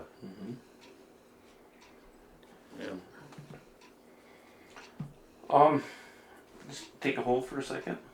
Okay. Started the jam part, making the jam and stuff, and of course, what else? You guys never had any arguments or anything your No, whole never. life, did you? No. Never. It was just Loversville the Yes, whole time. Yes. 9 kids testify to that. so- Yeah. She was always the mediator, kept everything Yeah. kind of smoothed out a lot of the times. I knew her real well, but, and I loved her dearly. She's just a good person. But, I want to make sure that, we spend a little time on her. What year was she born? And She was born in 1935. 35. Yeah. And what was her full name again? Marilyn Yvonne Hauser. And she was born on the 4th of July. 35. Her dad always said she came out with a pop and never shut up since. To which you can slap the gavel and say amen. Yeah. Fritz, tell me a little bit about your mother. Pretend I never knew her. Tell me what you think I'd find interesting about her. Oh well, I guess she had. If you knew her, she always had always something to say about something. I guess she definitely had her own opinion on stuff, and she wasn't afraid to let people know it most of the time. I guess that's. Yeah. But I don't know. She'd do anything for you if you person in need or something. She'd always be willing to help somebody do anything or do stuff. She's always willing to do that. Did she ever work off the farm? Oh yeah, Other Yeah. jobs? Yeah. What did she do? Well, she worked over on the island. 17 years on Madeline Island. And then she worked for the DNR downtown here. Who'd she work for in Madeline Island? What'd she do? Oh, she worked at the pub. She worked at the beach club. She worked at the clubhouse. She Oh. worked at Leona's. Yeah. She bartended. She was a good bartender. She was Uh-huh. pretty social. She knew a lot of the people over there, and Everybody. Yeah. yeah. And then she worked DNR down here until they closed up, and then she went to work at the bank, Bremer Bank. And she retired, I guess, didn't she, after that? Actually, she was still working when she had a heart attack, wasn't she? And how old was she when she had the heart attack? 68. Uh-huh. She liked to dance. Loved to dance. She did. Polkas. We were actually at a wedding party on that when she had the heart attack. She was Really? dancing. Yeah. Oh yeah. Dancing. Crazy. Dancing, and she had it right on the dance floor there? Right, came and sat down at the table and said she was having chest pains, and Whoa. got her outside, and the ambulance came, got her to the hospital, That was right down by, I don't say St. Paul there. St. Paul or Minneapolis. Yeah, went to a Big wedding hospital there. of, Oh. Clark and Mickey, yeah. friends of the family. And so she survived that one? Nope, No. no, So that's That was a That was shock. that was it. Yeah. That was it. Yeah. Boy. The specialist there said, that that wasn't that long ago. So they said, well, a day or two earlier. As with most heart attacks, if they know, they can fix a lot of stuff. But There was no signs prior to this at well, all? yeah, there was. Hindsight there was, but that's hindsight. She would never complain about anything, that. Did she talk a little bit about having some... Oh, her shoulder was bothering her or something, but, it was. Wouldn't go to the doctor. Well, Well, she- she would go, but She'd always go to the doctor she had fibromyalgia in her hands and stuff, so she's always had issues and she's always went to the doctor for those different kind of things. But for that, I don't know if she didn't want to know or what, but I she don't didn't. know. She didn't. we wanna found go for out afterwards that she was taking a stress test over there. She's out of hell with this. She didn't want to do the gave stress up, test. so. Blown Yeah. away. Yeah. She didn't go. She didn't want to do the stress test. And she used to walk down and get the mail, and then she quit doing that because she would get pains or. So there was there were signs, but hindsight's easy to find them. Yeah. So what year was that? That was 5 years ago, right? Yeah, 5 years 5 ago. years ago. Oh. Yeah, Jeez. At least 5. 6 years ago. So she got into the jam 6 business years for you up here and stuff like Yeah, that. You still continue on with that, or? Yeah, Ellen now does the jam, and Sherry does the apple butter, and it's all made in that little kitchen out there. I know one of the little things that's going on here too, and I don't know if you guys are in cahoots, but I think that you've kind of gotten into the wine industry a little bit too, or is that just Scott? Well, and his that's wife? Scott and Renata. Okay. Yeah, that's a separate. It's sold here on the place, but Okay. yeah, So it's that's made. their- They put up their new winery down the road here, and No building. They used to make it all right in the building right next door. this but red that got shed too next small. door used to be What, the what winery. kind of wine is it? It's all apple-based wine, Uh-huh. Yeah, and they- they 10 some- different yeah varieties. somehow they blend back other. There's raspberry and stuff, but it's apple-based, and they blend stuff. I'm not really sure of the process, but You got a little zip to it, or? oh Oh yeah, yeah, yeah. yeah. Some of them guys said, "Boy, you drink a bottle of that, and you've had it." You think you're out in the orchard? I remember that story they were talking about Saturday. Is when I think you guys were over on the island. It was during the ice road, and the ice road was open. So you guys were over there, and they came back, and they were coming up Washington Avenue by the fire hall there, and it was foggy. Mm-hmm. Well, I don't know if it was downtown, but anyway, they got pulled over there. But I think the cop, she didn't have her license, or I mean, nobody carries it with her. Said, well, he was going to follow him. He let her go and said, well, I'll just follow you home. Well, they get up on top of the hill and it's foggy. You can't see nothing. Mm-hmm. So she goes, come up here, and she goes right past the driveways because it's so foggy she can't even see the driveway. see the She had driveway. to turn around up there by the fire tower road and come back. That's just, the cop was I following her was all the giving way up her hell. there. I said, "Well, we got 3 driveways. You missed all 3 of them." Not a good sign, dear. Did she end up getting a No, ticket? No, No she ticket. didn't get a ticket. Yeah. That's what they were laughing at. Yeah. Well, Drove right by all the driveways. But if you've ever been up here when it's foggy in the spring, sometimes when there's ice out there yet, it Yeah. can be foggy. well, Yeah. lucky seeing you were today here even. So she passed away, and then she lost her mother and dad a little bit prior to that too. Yeah. Can you tell us a little bit about? I don't know if we'll ever get to anybody that's gonna to know Mert and Orville and that group. Tell us a little bit about them, John, if you could. Well, Bert and Orville, they even after they moved to Florida, they'd bring their little camper up here and park it over in the yard there, and spend a couple months out of the summer there. They had it down at Reuben Nelson's for a year or two, and they hauled it up here. And, they were. Bert was really well liked. Orville could have been. Well, being a Bohemian Norwegian mixture, he could be a little bit. He had a few run-ins with people downtown. Oh yeah. The law says dis. Yeah, I it was pretty stubborn sometimes. remember that story where Bobby Sawyer used to drive him crazy. You remember Bob Oh Sawyer, yeah, don't you? yeah. Of course, that's when Orville was A warden. Warden. Yeah, And Bob would say, geez, he says, I got about 7 or 8 nice brown trout out of my trunk of my truck in my car. And that would start Orville off. This is before they could fish. This is like 69 or 70. And then, oh, show me them. You got to show me them. Oh, I ain't showing you those. And they'd almost get in a fight over it. Then they'd walk outside and you open the trunk, there'd be nothing back there. And Orville getting madder than hell at him then.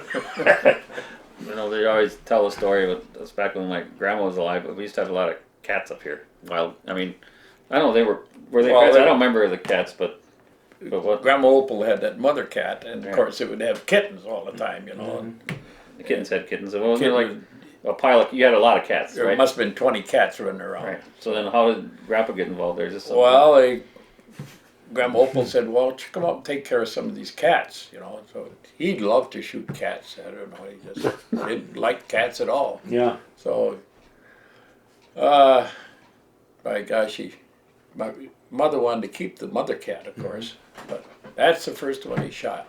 He said that she gave him hell, and he said, well, that ends your problem right there. I'll just shoot the rest of them, or else don't have any more problem with cats. Yeah. He shot every one. It didn't bother him that, that he shot the mother cat, the one she wanted to keep, But, Oh, But he ended up shooting every cat. every cat. Every last one. When he got on the project, he finished Oh, it. yeah. Oh yeah, he was- he was gonna finish it. He was kind of competitive that way. Yeah. Oh. Guys, I want to float back a little bit now. You've been involved in the Apple Festival since day one. Can you tell us a little bit about, you guys being involved in the Apple Festival downtown, and you've been there for 40 years or better on that corner. You know that. Tell us a little bit about that. Well, Comes and it goes. yeah. Well, it's always were you involved with the first one? yeah, Very first one? yeah. Uh-huh. I don't know what year it was. 55, 56. Isn't that the Well, I one think story? it was Which in- one? The I think it Harvest was- Festival or the Apple Festival? Well, there was You know what I mean? The- Regatta in 55 and 56, and then I think that Mary Halverson was the first Apple Festival queen. And Yeah, they had something before that though. I don't remember what it was. What was it called? Because we had a picture where Grandpa had a picture of we used to haul some of the equipment like the sprayer and that stuff in the Oh yeah, parade that down was there. in 1920, No, it wasn't. 30 something. That was called a Harvest Festival, I think. oh, okay. Do you have evidence of that stuff then? Yeah, it's somewhere here. Which book is it in? I don't know. I'll take your word for it. Oh, it's in here somewhere. I remember it had a picture of a tractor, an old tractor and a sprayer or something. Yeah. Somebody riding on the Yeah. back of the sprayer. They had the 1928 McCormick Deering and that old Friend sprayer with Otmer on the sprayer. Yeah, it says something in there about Harvest Festival or something captioned. You know what I mean? Mm-hmm. So it was from a newspaper, but So if you see a picture of a tractor, they might not have got everything back in here. That was. That's over in the Well, who barn. put these albums together? daughter and granddaughter. So it used to be, These are it really used to be kind of all in one book, kind of all. It wasn't really compiled. It was in a scrapbook, or basically. Yeah. Christy went through all of it and kind of sorted it out and kind of redid all the sleeves Must and be everything. that one, Bob. I don't know. Well, wasn't the first Here's Apple. Apple Festival 65 or something? I think it was 64. 64? Here's 1973. Well, here's the Apple Festival. That's all they got on it? Well, right in that one anyway.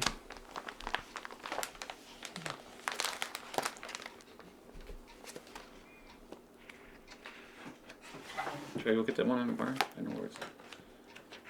Well, that's when Lydia was queen. Mm-hmm. It's always. I mean, Apple Fest it's a lot of work getting ready for it, but Do you make any money out of it, or? 55.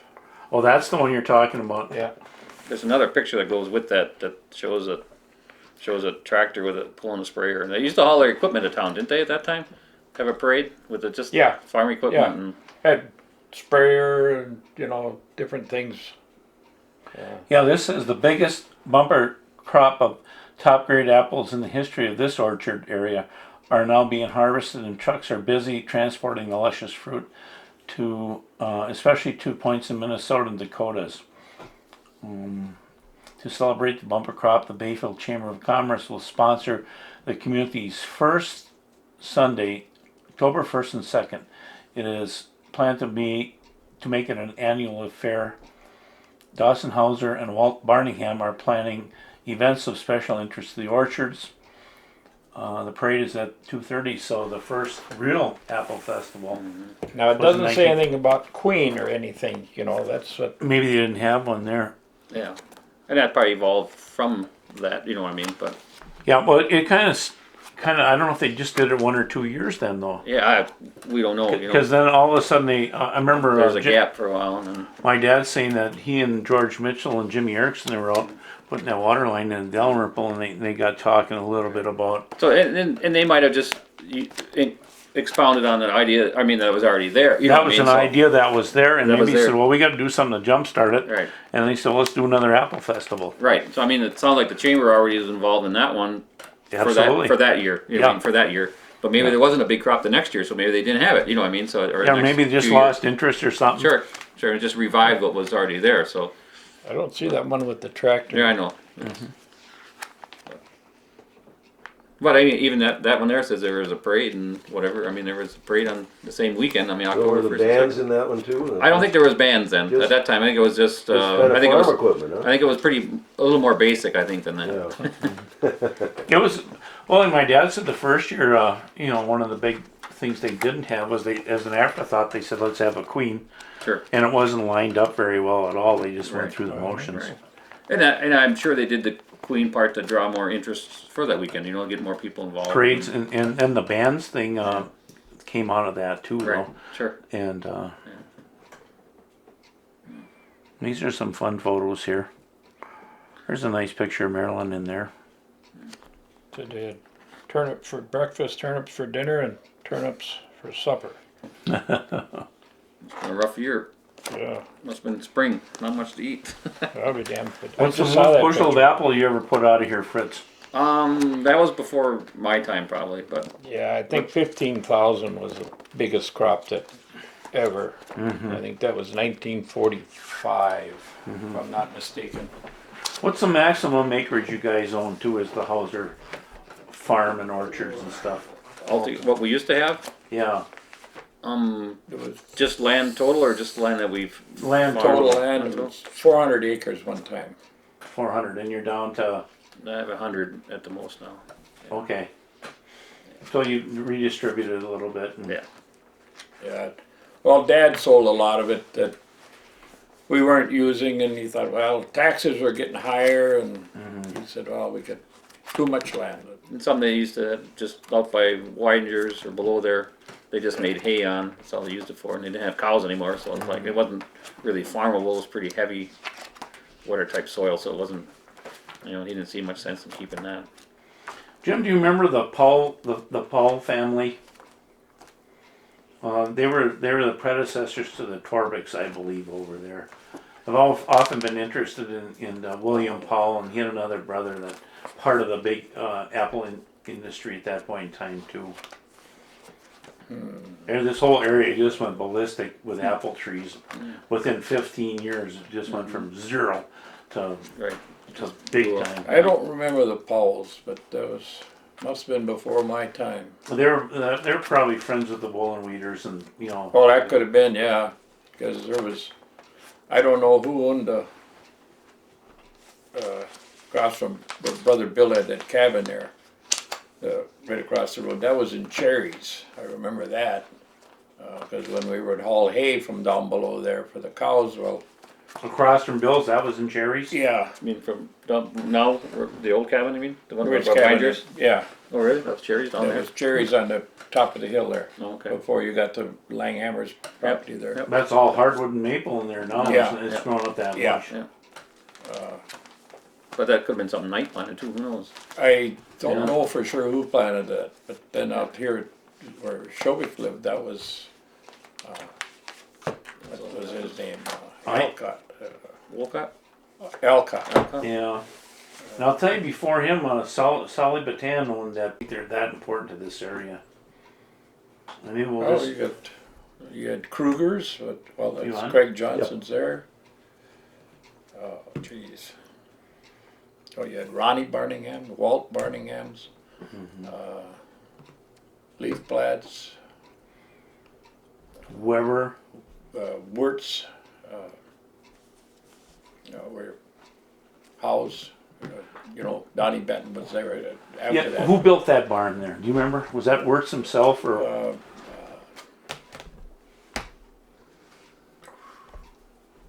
I'm not sure. I was thinking before Wirtz, so The BBs had. BB's was right there at C&W there. They had that place in apples too. I wonder if Ronnie Barningham's apples were part of that old BB farm. Maybe, maybe not. Possible, I don't know. And then you had Smith up in where the gravel pit is up there. Smith, which Smith? That was what the hell was his name? A.O. Smith or something like that. We always called it the Smith Place. Smith since I was a Place. little kid. Is that where that old barn was up there? Yep. Remember Yeah, that? yeah. He used to grow blackberries or something, didn't He had blackberries and you'd carry them to town, carry her each hand, you know. I used to hunt grouse up in there. They had Yeah, yeah, back of your piece there. yeah, he? One row of grapes there, some kind all of the grapes. old grape Yeah. vines there. Yeah, I wonder if they're still there. Oh yeah, I think so. if the ground is still there. Yeah, Yeah, well, maybe that's been dug up, I don't know. yeah. So that hillside was loaded. There was Turnquist down where the leaf blast farm Yeah, is. Turnquist before leaf And plant. there was a big argument between him and Bill Knight as to who the first planters were. Yeah, And what it was is old Turnquist probably had some of the first apples planted in the area, but they recognized Bill Knight as the first industrial Oh, Yeah. sure, yeah. sure. commercial type. grower, sure. Yeah, so that's, I think they settled their grievances there. Yeah. But there was Knight down in that area. Well, Milligan's, you know, it's, boy. No, the other way was there Aikens and Onins and In the town of, well, if we stay in the town of Bayfield, Bayfield. right here, there's the Hausers, Jim Erickson, All the Betzel's, the Betzel farm. Shovic's, did they plant those? or- Shovik. Well, that was, Alcott's too, Was it? Okay. before Shovik. And then Shovik planted a lot of trees. There was a lot of cherry trees on that piece before that. Oh, right. John Shuga, Yeah. and then the Torvik, Torvik. so Shuga and Torvik were partners for a while, and they split up. Of course, the Turner place. Do you remember old man Turner at all, or? No, Oh, Onins. Onins had to been. Anand was down on, Yeah, that's in the 13. town though. Town, yeah. Langhammers are down that way. Langhammers. Onins. yeah. That Anand farm, that's on Highway 13. Do you remember who owned that before him, Jim? Burtness. Okay, Waldo? And then, his dad, Britt, Britt Burtness. And then Craig Johnson's, Dad. Johnson, yeah. His dad or his grandfather? Maybe his Grandfather, I Could think. be. So they owned that prior to then. Yeah. And that, like in back of Bill Hartwigson's, that was all Langhammers up in there then? Yeah. Rudy and Livonia and Yep. anything as you're going up the big hill to How about Redcliffe? Pre-Ross? Oh, Myers, Is that where Pre-Ross Fritz was? Myers Orchard. Yeah. The hill Is there. that where Pre-Ross was? Yeah, that was Fritz At Myers. Pears there, I know. Those were planted by Doug Knight. That was Yeah. Doug's, Yeah. one of his original orchards. Okay. He had 3 in the area. Yeah. And You where, always- where was that? Is that up? You're talking about up J from 13? No. Where? No, if you go up, turn up from the old bank building and go straight up the hill. 2nd Street. Yeah, Yeah. Where Myers Olson ended up Myers Olson and what is it? Yeah. Fort Northern Limits. North Limits Road. North Limits Yeah. and Myers Oh, Olson okay. up in that corner there. Yeah. Across the big ravine there. From Yeah. Jimmy's. Yeah, it's on the basically. edge of the ravine. Yeah. Across from, Right, it's almost yeah. across from Jimmy's, isn't it?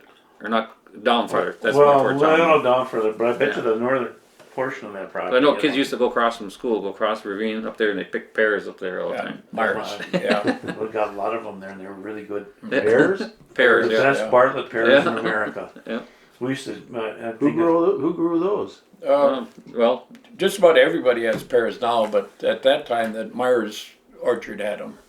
Fritz Meyer. Fritz Myers, yeah. Who was north of him there, Let's see. between there and Lampa's? Ted Lampa's. That was that all one big farm in there too, apple farm. Well, Bill Shuga was in there, but that was later, so I don't think he had any apples. Under cultivation. No. Myers had quite a chunk in there.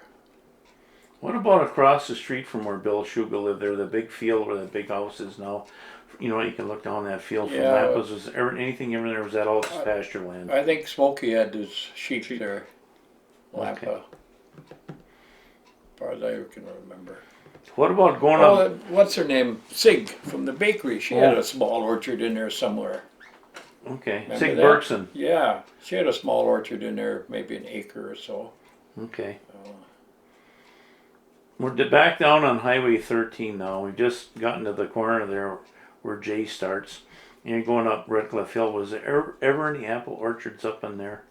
Down by the lake there where the campground was, who owns it now? Davis? Davis? Lucky Lindquist owned it before. Let's see. No, back this way. Oh, Before Lindquist. Lindquist had strawberries down there. okay. Shoot. Up there at the airstrip.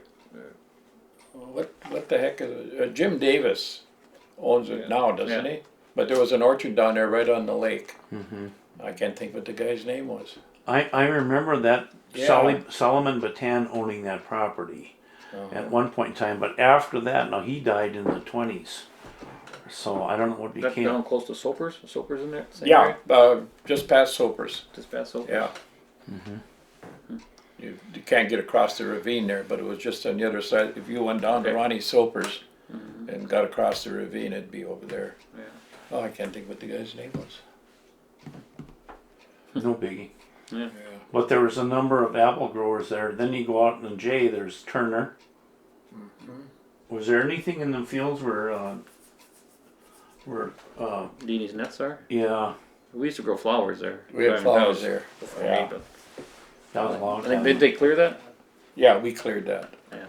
Did Matt Probonic, there's Deanie's got a couple of old apple trees over there, but it might have been just a household set of apple trees. I don't think there was much there. Remember where Matt lived there? Yeah, And that Yeah. across the ravine.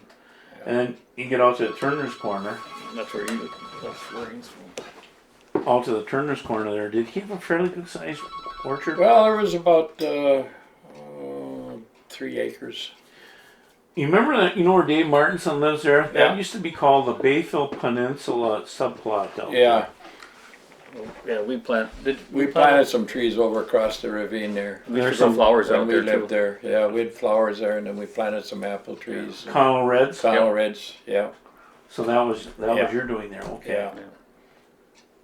And then as you get out towards Everett Heights. Everett Hyde had a Right. piece just beyond that. Everett Hyde had that Yeah. piece up on the hill there. Winders always had those down at Yep. Turner Road and what's the other road? They always had that piece there and the ones up at the then house, there- right? yeah, the ones and down then over there the hill. Piece down in the woods. Well, old George Weidinger owned that chunk that's up over the hill. Yeah. here. Yeah. I wish I had a plot book here to identify it properly for the people, but, and then Walden Weeders and George Weidinger, were they all in, George bought that from Walden Weeders then? George Weidinger? No, Grandpa John bought that. Okay, The piece on the flat down there. okay, That's where they had the strawberries. There used to be a windmill there, all right. Yeah, and there used to be a big pine tree there. Remember that big the pine tree's still there. Still there. Grandpa Dawson says he Grandpa planted that Dad, yeah, big he pine tree. or planted something that pine tree there. In relation to Dickie Weidinger, where is that then? Well, that's where Dickie used to live down there, below the Okay. hill. That's where they had the That's- strawberries on that Yeah, field there. There's a whole pile of old apple trees where them cows trample through there all the time. that's on Widener's side. Yeah, Yeah. that was the old George Weidinger place. Yep.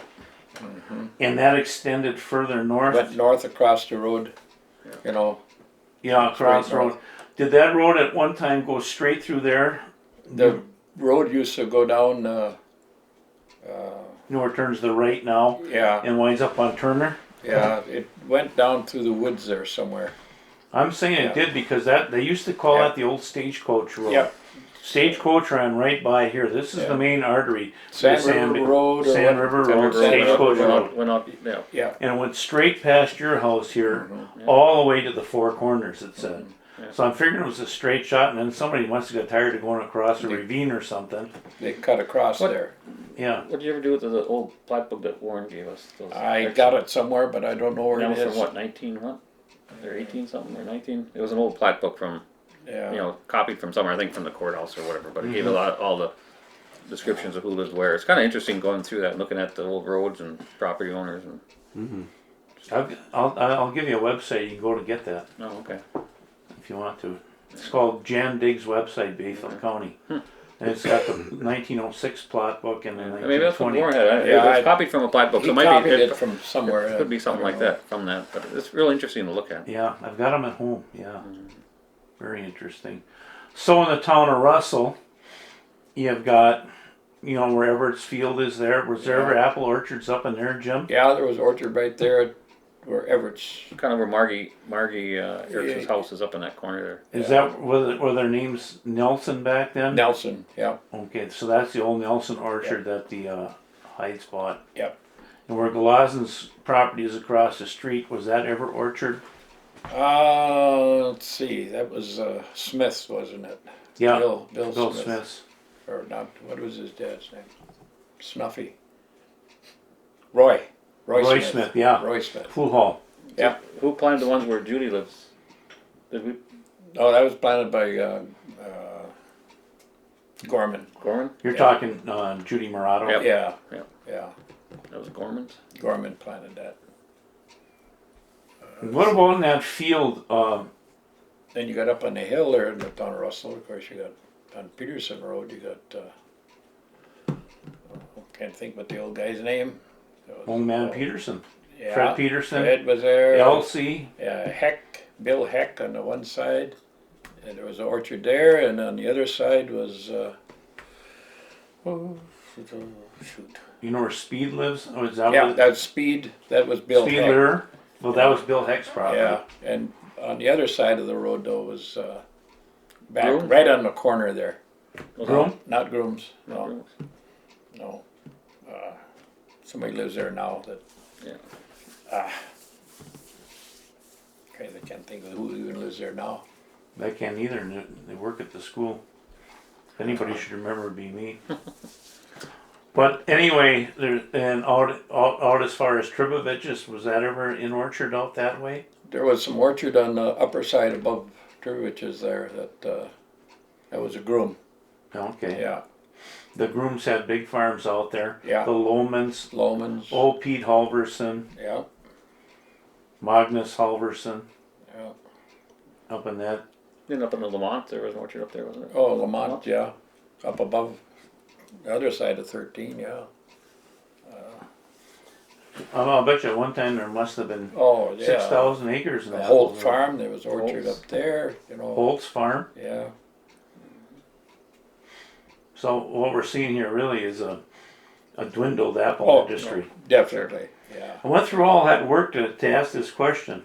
Where do you think the apple industry is going to be in another 15, 20 years? How are you guys laying out the future? No, right now, I think it's kind of, we've got to the point where we're kind of growing what we can sell here. Except for last year, like everybody found out there's some years it's just too many. But Last year was a bumper crop. yeah, it is Way too much. way too many. I mean, it wasn't, whether it was conditions, I don't see, like people just stopped coming when it got to be weekend after Apple Fest, there was just nobody here. Yeah. Unusual, but you know, it just like it stopped. And do you usually get rid of all your apples after Apple Fest? Or No. once that's over? No. Typically at Apple Fest, usually we're just getting started. Ah, I mean, it's a nice thought, but you know, everybody thinks, well, Apple Fest is over, apples are all gone. Well, we're just usually getting going. Or they're just getting ready to pick. Yeah, I know. 3/4 of them anyway. So usually you try to have most of the stuff gone by the end of October. I mean, if you're relying on people to stop by to pick them up or whatever, it's usually by the end of October. But Get them out of the warehouse by then. yeah, Otherwise, you're stuck with them. yeah, right. Yeah. And the stores just, it dwindles right off to nothing. And Yeah, They're in and a fever pitch, you know, from the middle of September. You Yeah. cannot Yeah. get enough cider to them. You cannot get enough apples Yeah. to them. and then it dies right about mid-October because then all the stuff from the Midwest, from Michigan to whatever, starts filling up all the warehouses. So then they don't want to take anything anymore until it gets to be November. Then they'll take Macintosh again or something. Well, they're You real know, spotty. if you want to wait that long, or if you know whatever. But Well, that's the best time to pick a lot of those apples right then too. When I was pruning last fall for Jim, boy, I stuffed my pockets with some of the nicest fireside you've ever seen in your life. yeah, there was, last year's some nice apples. oh, there was Beauties. too many on the ground. Our problem growing apples here now is our season's 2 weeks behind mid-state or anywhere else. We're 2 weeks behind. They beat you to the punch. Yeah, then you got everything full. Because I mean, now the orchards farther south are a lot bigger than what they ever used to be. Used to be this was where all the apples were raised, but now that's not so anymore. It's Every son of a gun and his brother's in the Yeah. business, And and, there's- they're major orchards Right, too. Big right. ones, I mean, you go yeah. down to like La Crosse, Seychelles there. That's one of the biggest ones in the states. And they got thousands of acres. You know what I mean? Yeah. For our little bumps up here. So, but once they flood the warehouses, then you just sit. How there, many you know. how many trees you got? You think in your What do we got? We figured what, 3,000? Wasn't it right close to 3? and that's probably too much to handle even, Yeah. or enough that supplies. Well, them. it's Well, when enough we- if you can get them thinned out enough to where you don't have a lot of small stuff and waste stuff basically. Yeah. Then it's not bad. Yeah. Last year there was just way too many. It should have been thinned a lot more than what You're we saying did. you guys should have pruned heavier? No, it wasn't the pruning so much. It was Should have more. put more thinner There was on just it. too much bloom. You know. Oh, what I I mean? see. Everything had a blossom on it.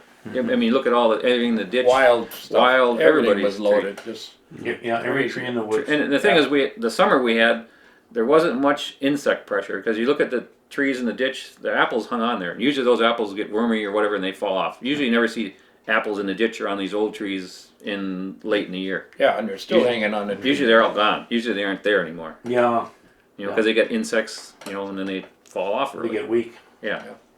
But so I mean, by Weidinger's in the ditch there. I've never seen apples on some of those trees. And here they're in the ditch and they got apples on. They're only 3 feet tall. But I forgot to mention the A.O. Milligan farm down Yep. there. It just popped in my mind. I Yep. live right on it. Went through all those people. I mentioned that, but you Oh, weren't well, I thought listening. you were talking about Kenny You Milligan. weren't listening. Oh, Bun Milligan. Yeah, fun. So And you had was there somebody carriers there? Hot Dog Weber had the orchard on Whiting Road, and There was one on Whiting Road too. Yeah. Was there Oh. one by where carriers live now? Somewhere in there? there was an Right orchard by, there. Yeah, Right, just that, past the uh, bakery there. What was it? Whose was that? that was It wasn't very big, but there was an where orchard Dick there. Carrier lives. Nordine. Nordine. Ordeens. Yep. I mean, we didn't talk about that Yeah. one. I know there was an orchard there. Yeah, that was actually a Yeah. fairly good sized one at one time. And that's where that adjoined that Holstein's property in that area. And that was the Bayfield Peninsular Fruit Company back in those days. Yeah. So they were a very interesting part of the world. Old John Nordine, his name was. Yeah, Then he had the boys there, Wally and Art, and Harriet was the daughter, I guess. Were they ever involved here with the little co-op that was in town with apples and stuff? sure. They all Sure. apples there for the co-op. Yeah. Did they? But there again, it lasted a few years, and that. Yeah. fell That's the apart. one that Doug Knight put together. Or? Oh well, let's see. Was Doug ahead of that one? Yeah, I think it was. Yeah, right down where the condos are there now. Right. Yeah. There's Yeah. that little. Allwood was in there afterwards. Is that close where the cannery, or is that far away from the cannery? It was a half a block away. Right across from the old turnstile there. Yeah. Oh, okay. Right across the street, right on the lake's edge. Yeah, right. You know where the marina is there, or those condos are, Bayfield on the lake, or what is it? Yeah, I that mean, was- there's a lot of discussion now with some of the growers. They all talk about getting a co-op back together or whatever. But I don't know. It always comes down to, well, who's going to run it? Who's going to take the time to run it? You know, it's because would it be a year-round thing? Nobody knows. You know. what you need to do is you need to bring a pro in Yeah. that does, manages that type of thing. And if you leave it to, guys, farmers are just too busy to get involved in it. Yeah. You need to have somebody that can really Right. nail it down for you. And that's what they did in those days too. They brought an outsider in. And boy, but there's some articles, letters to the editor from old George Weidinger, Yeah. talking about how they gypped them and Oh all yeah. that stuff. Oh, well, like when Russ Valentine at Keene Company there started Yeah. put in an apple grater and a cider mill and all that, and it worked for a few years, and then that's same old fighting. Well, that guy got more money for his apples and Yeah. Or you I bring your can baskets make- down and get different baskets. get different baskets back than what you took down, and Yeah. And start with little things Yeah. like that. yeah, so, Bless their hearts. yeah, But that's what kills it. yeah, it's hard to please everybody. But going back to whether the apples are going to stay here or not, I think it's going to stay here. But I don't think it's going to be. I think it's always going to be for a lot of the orchards just a supplemental part. You know, I mean, it's not gonna be their full-time job is working on that orchard or Well, Just- actually, well, you had yeah, this place in 3 parts too. I Right. mean, you had Yeah. the flowers, Right. apples. If it wasn't That's for right. that, if you didn't have that Yeah. that part, it'd be a lot more difficult. Or you're gonna retire from your other job to, you know, have an orchard, or like Bill, or, Yeah, Ferraro's got supplemental income coming from right, pension. from a Right. pension, you know, Yeah. it's something you can fall back on in case you have a year when you don't have a cherry on your farm, you know. or- Yeah, and that happens. Yeah, The Bill's last had it 2 years, 2 years in a row now no cherry. down there, and so, Are those cherries of his gonna make it? They look pretty. well, I don't know. Yeah. It say they haven't had a cherry on in 2 years, so he's hoping one of these years they have some fruit on. But yeah. Have you grown cherries? Oh, we've got sour cherries, and we have a few sweet cherries, but we haven't had too much luck there either. Hard pressed. Yeah. it's a iffy thing. I mean, you might get a few years, but then you might have some years without. So You it's might as not. well try and grow peaches here too. Is what Well, you're that, saying. yeah. Well, Yeah. there's some of the neighbors here, Tommy Barningham and Perry. They had some peach trees, and for 3 years they actually had some peaches on them. Yeah. They were real good. Yeah. But then 2 years ago we had that kind of a strange winter there, and they all froze out. Yeah. Kill them. Yep, they all died. So I mean, it's you put your eggs in the same basket. I mean, Yeah. we can get by some years, but then all of a sudden you get back to a normal winter and Yeah. stuff gone. Bye bye. Well, my dad had- Bye. Mother and Dad had some peach trees right out here, you know, Mhm. it was southern exposure and everything. About the time you started getting some peaches, you'd get a winter, and that was it. Good night, Yeah, Irene. they were gone. Yeah. But, What about beans? Did you guys ever grow beans when the We- cannery was here? we had my grandfather had beans, and Marilyn and I had beans for when we lived on the Turner place there. We had beans. In fact, that's when we bought our first television. We made enough to buy a TV on the bean crop. Big But- all. Yeah, it was, but it was a lot of work too. Of course, the neighbors had some kids that liked to pick beans, so There's so many people we've interviewed that grew up picking beans. yeah. Oh yeah. I yeah. hear some of the stories where they haul them down and there's rocks in the baskets. Yeah, and everyone all talked that. about putting rocks in the bed. Yeah. So do you, Yeah. remember, you remember the cannery then? Oh sure. What, Yeah. Tell me about that. What was Well, the it cannery was- like? To us, it was we would work here, but then we always had the beans. It was something you could do in the, and, That was on your. Well, you didn't grow them as part of the farm. You grew them on your own. On our your own, yeah. Your own time, basically. Yeah. Yeah. But you or Marilyn never worked in the cannery at all. not in the cannery. No, Yeah. no. We would But you would. get the beans picked and haul them to town, and Yeah. yeah. That was quite an experience. We talked to a couple of people that worked in there. That was Yeah. Oh, I imagine it sounded like yeah. pretty much a sweatshop. But here's another interesting thing that they used to raise here, and I haven't heard much of it. They talked a lot about in the old days of raising currants here, currants. Yeah. and I didn't know. Evidently, they had something that grew real well, and I don't even know what you make it with the currant. But You got to use the. You don't eat it raw. I mean, like an apple or a strawberry. It's got to be processed or. like a jam or Yeah. something. Yeah. Like, I think the Dales are getting back into it now. They're growing quite a few currants. Seems to be in Europe. It's real big, I guess. So it sounds like something that'll grow here without. There isn't many insects that'll bother them. There isn't too much. They aren't too specific as far as soils. So they grow a little heavier, a little lighter. It doesn't seem to matter They so don't much. require a lot. But the only thing is, to grow them commercially that way, they have to figure out a way where they can pick them by machine to make any money at it.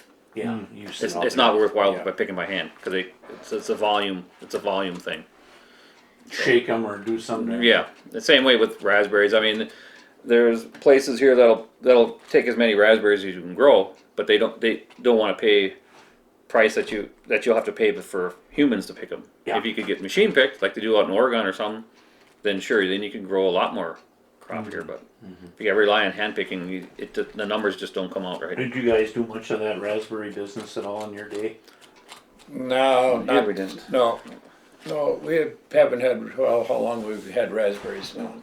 10 years probably. But see, the problem before is when we have the plants, when we're maintaining those with all the extra work involved at the weeding and transplanting, there was no time for raspberries or strawberries. because your efforts were directed to maintain that crop. See, they already have another partial crew, and that doesn't Right. pay. Yeah. Do you have strawberries now? No, No strawberries. No berries. Just Raspberries and some blueberries. and some blueberries, but most Cherries. of ours are going for the jams and Yeah. jellies. You keep them right here on the. And that's kind of what we started. Why we started them in the first place was we picked them ourselves, made jam out of them rather than buy them. Same with the blueberries. We're gonna have some extra, but then we just sell those at the store here and Yeah. make jam out of the rest. Yeah. You know, it's never gonna be where we have 5 acres of blueberries and have a lot of pick your own. It's just probably not gonna work that way. But Yeah, you're not. I mean, there's potential to expand into it, but That's a few years down the road. yeah, Yeah, and Why we not? found like the plants, if we neglect that by going into the berries, well then one's gonna suffer. one gets you know. away and you, well. And then you're behind 1 year, and then you're Right. really behind. Right, Right. right. And let them just like, it's like if you don't prune every year, guess what you got? You Yeah, bet. right. Yeah. Yeah, Yeah, we did that for a few years, try to do half Half one year and the half the orchard. next year, but got to be too inconsistent. Oh, what happens then is you got twice as much the next year. Right. You wind up doing the same amount over 2 years Right. anyway. And you get a better, it's easier to manage the crop if you do it every year. Yeah. You know. Top of that, if you're picking, you don't knock your glasses off going in the game. Or you can get in there. Yeah, you can actually see an apple. Yeah. Yeah. How about the cost to run a farm nowadays? I know that Jim Erickson is talks about how things have gotten so much sure. more expensive. yeah. Prices of fertilizers and stuff. What kind of fertilizers and stuff do you use up here? I'm sure it's the same as everybody else that comes from Midland over there, but it's actually the cost of the fertilizer is a real small part of overall Real cost. that isn't so much. It's your insurances or taxes or labor costs. Those are a lot more than what the fertilizer isn't so It's much. incidental. Yeah. Realistic over Well, the your whole thing. sprays are fairly Oh, expensive. sprays, they're getting more all kinds of, because they're getting more specialized. You're changing things, from, Rather than spray a couple things and took care of a lot of different things, now you gotta, okay, takes care of that, this takes care of that, but they're all more expensive. And by you buy themselves. them in units like that. Yeah. So, but again, the chemistries are getting to be where they're supposed to be less harmful for whatever, bees or people or whatever. It's supposed to be Yeah. easier on the environment, You don't want to but kill it your all costs, pollinators. but it all costs more money. Yeah. You guys have to go to school now to Oh yeah. to be authorized to spray and Certified, yeah. Well, I should change that. There's a few chemicals that you can spray. They're called restricted use ones. okay. Okay, if you don't use any restricted use ones, then you don't need certification. You can spray all the other stuff, but it's only for the restricted use that you're required to be certified. What's a restricted use type of product? Something for on apples would be like glutathion, an insecticide. Malathion. No, malathion. Anybody can use. You can buy that at Walmart. You don't need a. So I could jump in your tractor more if you're Yeah. spraying malathion. yeah. Anybody could. Yep. But if you're using glutathion now, that you'd have to say move Correct. over there, Sunny Boy, Correct. right? Yep. Yep. That's the difference. You can get used to be able to. Everybody uses the same stuff now. Everybody's getting a little different, but glutathion's probably on its way out as far as being available. So that you might not be able to use that. But there's other stuff that they've come up with that you can use. So there isn't that many in it. And then I should change that a little bit too. If you're gonna jump in that sprayer and say Bill wanted to hire me to go spray his, okay. If he was gonna hire me to go spray his, then you would need a license because you're spraying for getting paid by somebody else To bring your sprayer down. to spray his, right? All right. Yeah. But if he had his own sprayer and said, "You use my sprayer, Fritz," then you could do it. That probably would work. Sure, that would probably work. Yeah. Yeah. Yep. I got it broken. Because like then it hell would be now. like you would be his hired man, or he's paying you. Interesting. And the cost of anything, like everybody else knows, plastics. If you use any plastic bags for apples or cardboard, all that stuff has gone up too. But a lot of times you like to think the cost, or I should say what you're selling it for, should go up the same too. But that doesn't always seem to work that way. So you think the price of a bushel of apples is peaked now, or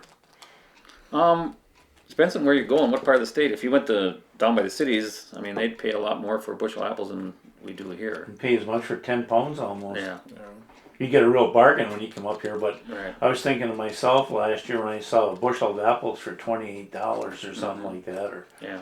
where I was at. That's about the norm. I think that's what it should be up here anyway. That's what it should be compared to you go on by cities and it's 35 or for that same bushel. Yeah. You know what I mean?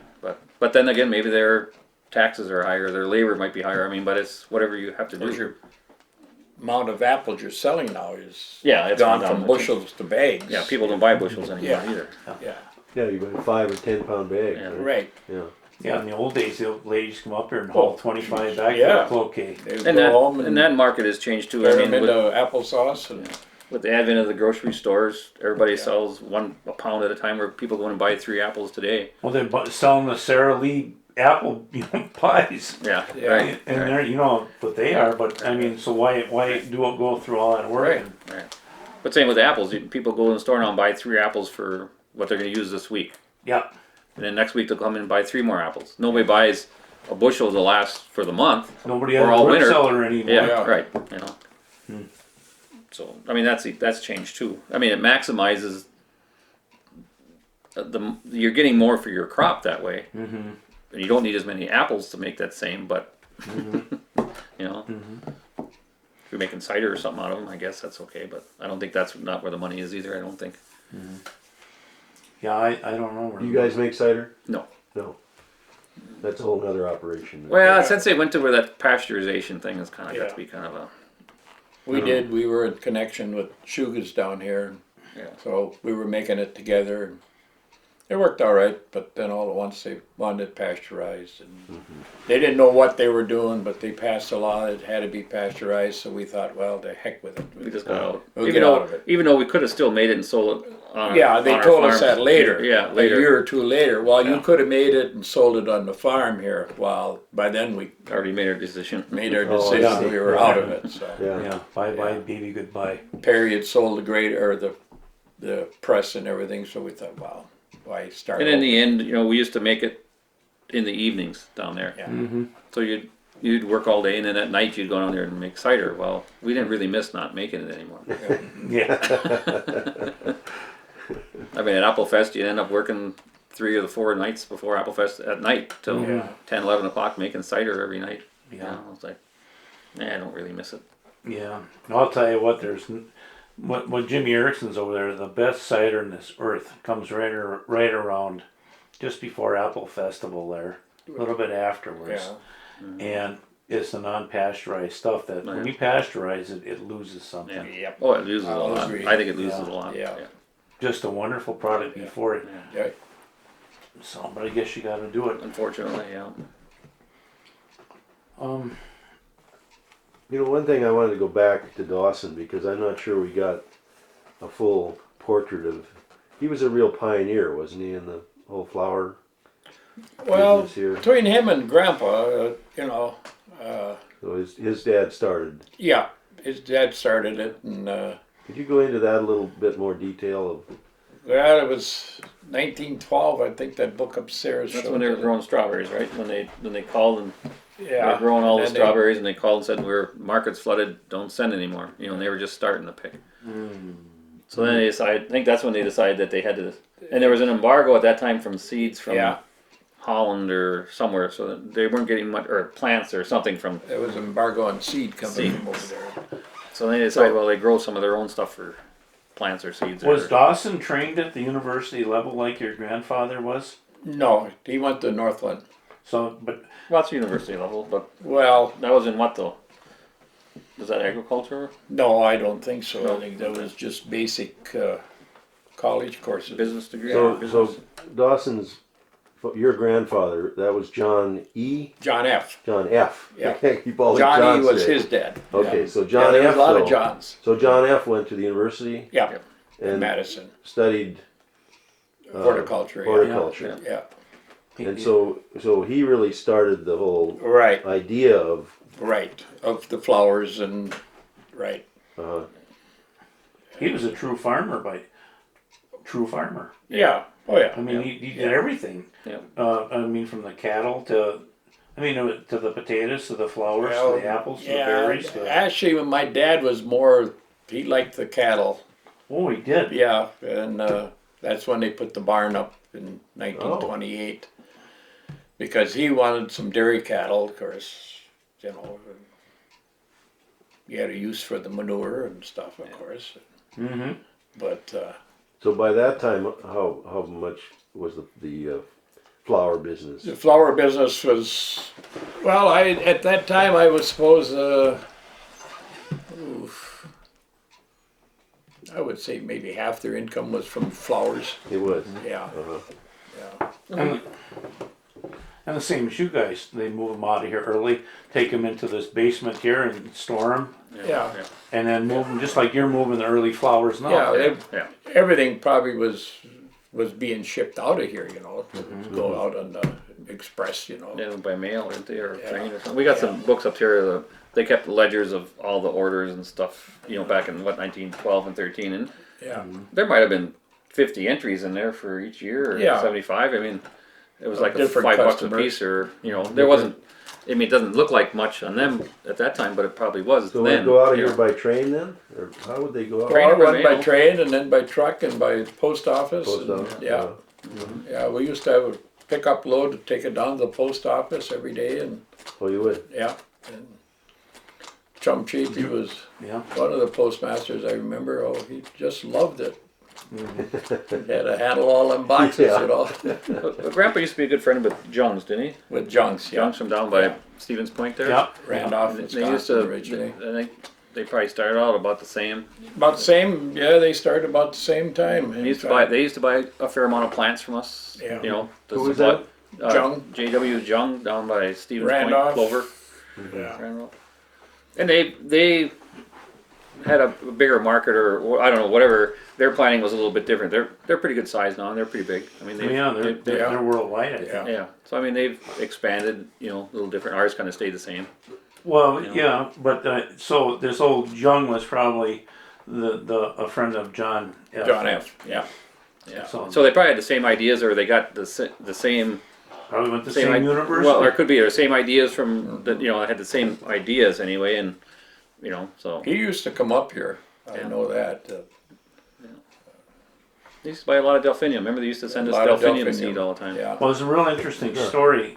Is that whole idea of planting apples in this hillside actually came from a University of Wisconsin professor that was in Australia. Oh, that's out over there. Yeah, they were doing that over there after they'd taken the forest and were planting apples, and he brought that idea back to Wisconsin, and that went into the curriculums at the turn of the century. So a lot of that idea comes from Australia. You know, what you see here may have had its roots over in Australia, as far as taking timberlands and Yeah. making it into pasture lands, Sure. and that's where the Knight got his ideas. Now, when did John F. die? When was? What do we figure? 65. 65, 1965. So Dawson was on the farm Yeah. Oh, yeah. at Oh, yeah. that time. So Oh, yeah. he So kind of Dawson just stayed on the farm. Then. He Yeah. went to college, came back. he Yeah. kind of continued on what Great Grandpa did. Then he kind of Followed the right flowers along, and the apples and yeah, he got more into the apples along with the flowers. right. I remember he used to bring a bouquet of flowers down to Maggie's Oh, yeah. every day. Every day. He Remember did. that? Had to go pick up the mail. He'd bring them down flowers down to Maggie's there every day. Yeah. Beautiful flowers. I mean, nicer than that bundle right there. Yeah. Well, these haven't had any water lately. Yeah. They look like they're a little thirsty. Their dried status. Yeah. You know what, John? Do you guys deal in dried flowers? Yeah. Yeah. Is that a good sized part of your business? Oh, no. It's just It's, kind of a extra. Extra. yeah, my grandfather started that and Yeah. it's just kept on, you know. Yeah. Yeah. And who buys those? Where do those go? They just sold here off the farm. They're sold right here on Right the off farm. the farm. People Yeah. around here. Yeah, people from the cities and, Cities. you know, Yeah. Right. yeah. Usually in apple season, you know, we'll have a bunch out there and You make up the bouquets. No, they make them up. We So- usually just have them They could be mixed colors like that. mixed but- colors or some are straight straight colors, colors, or and then you people know, buy 'em and mix 'em people or- buy them and mix them the way they want. 'cause You guys still raise a lot of mums? No, not like it used to be. No. I mean, you can go to Walmart and buy them. You can go Yeah. anywhere and buy them. They're already in bloom, and you know, And they're cheap too. yeah. Yeah. Yeah. You can't compete with that. No, you know, a lot of the ones you buy there now, they might not. They probably they wouldn't winter, but winter outside here, but you know, people got them while they're blooming, and that's all they care about. So. it's hard to find winter hardy mums. A lot of the old varieties used to be, but now they've. It's one of the things, even with a lot of the flowers, when they make hybrids of certain things, they combine the better parts of certain ones to get colors, but a lot of times what they lose is how hardy they are. Strength and durability Yeah. and resistance. And Yeah. So the colors are nicer, but a lot of times they don't have the. those strength. mums are sure beautiful to have though in September. Oh yeah. Oh yeah, until it snow comes or whatever. But Yeah. it's So we probably have about a dozen varieties now. Oh, you do? Are they the winter hardy ones? Yeah. There used to be I'll hundreds. probably plant some of them this year again. I'm kind of like that idea actually. Usually they last a few years and they lose their vigor. It's one that likes to be dug up every couple of years and divided Replanted. and replanted again. So we do ours every year. We dig them up and make more plants and So you split them then? yeah. yeah. So do you have are there some very special flowers? You have specialties, or didn't you say you have something like 130? Yeah, 130, 140 Varieties or varieties. Yeah. Oh, I don't know. Which one do we sell more of? You never know which it's going to be which year. You raise iris and things like that? Not Well, too many iris. It's like fashion. Some of them Yep. Yeah. get more right. popular one year. Some go in, some go out. Some Some years- years it's cone flowers. Purple cone flowers. Yeah. Or echinacea, whichever you prefer. Mm-hmm. They were real big for a while there, and then next year it could be liatris or glardias, or it can vary. It seems like make a difference if you pick up a book and they saying, well, this is a perennial of the year. Well, then there's a big rush that year. Ah, But by that time, you figure, well, there's going to be another rush next year, so you plant all kinds of them, and the next year, well, they sit there. Yeah. Like black-eyed Susans was big for a while there. Oh, It's is in that the right? Rudbeckia family or Yeah. echinacea, but You used to have some beautiful California poppies. Do you still Oh, yeah. raise them? Yeah.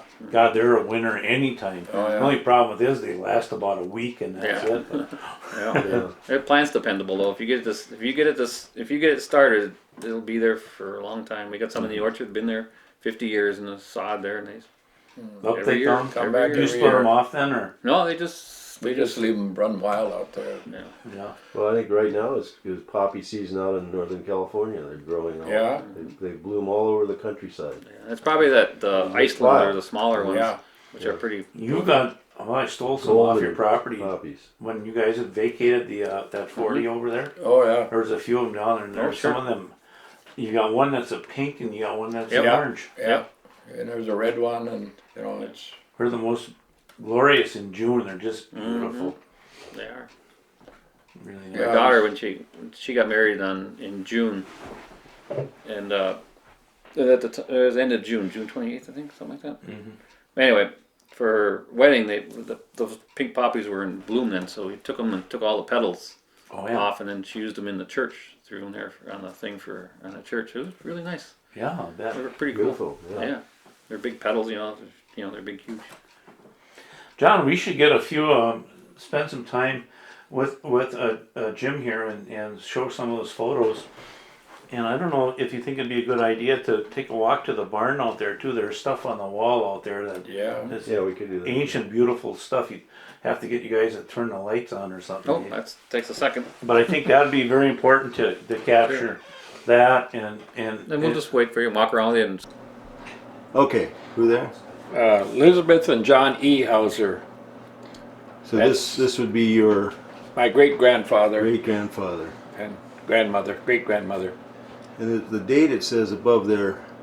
Well, What is that? Presented. that was when the picture was presented, but this Oh, was Oh, I see. I think that was 1952 in Onalaska, Wisconsin, which was the Hauser ancestral home down there. Where was that? in Unalaska, Wisconsin. Okay. Just out of La Crosse. And then And then this house, this one, no, the one up in the upper left hand, the other one, this one. that one, yeah. what- Yeah, that was the Hauser home in Unalaska. So this is where they lived. Then. Yep. And it's the same house on both corners there. Okay. I know my hand in the way probably don't help any. Oh, that's all right because then it points it out. So this other one up here, It's the same house with an addition put on it.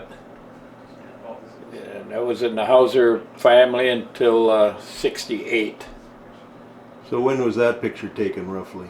Oh, it says, isn't it? 1968. 68. Where's Unalaska? Just out of La Crosse. Oh, okay. And then this Alright. is the one out, the Mertens place it was called. It's a mile north of here. That's where John came up to grow strawberries for Wallenweider. That was John F., my grandfather. That's your grand. It says 1908. 1908. Yeah, And that house was where? that was a mile north of here. Mile north of here. Okay. Yeah. And then in 1912, they were back behind this farm here. That's called the Shack.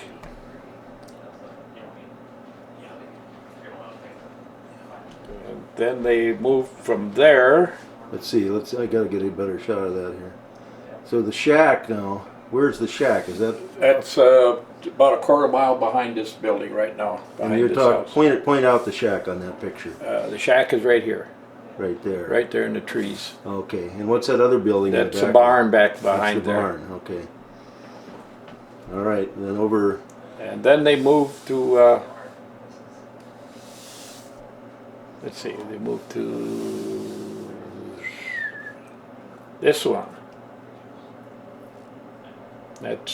Which is a garage below us right now. In 1925. And then they moved to what is called the Morris place. Just a second. Let me go back Okay. to that down in the lower left-hand corner. Yeah. Yeah, So where was that one? that's just below us right here. That's still standing. Still It's standing, it's a garage a now. garage now, right? And Yeah. who's standing in front there? That's my mother and my mother's Who's she holding? She's got to be holding brother John. Uh huh.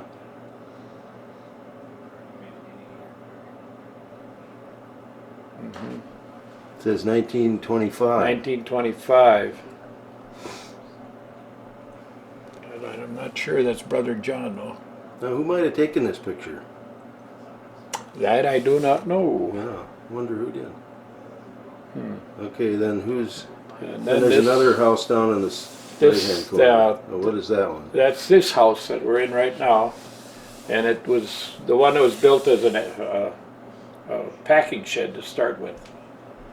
And they turned it into a house when my mother and dad got married in 1928.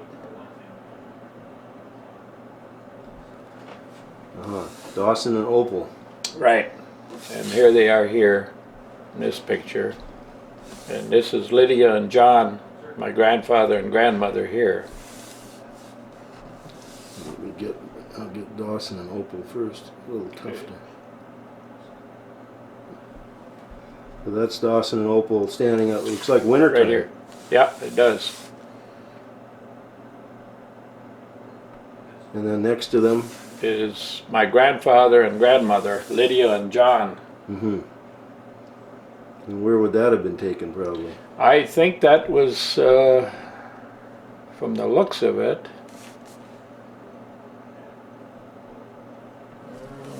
I think it's on the farm here, but I'm not too sure just where.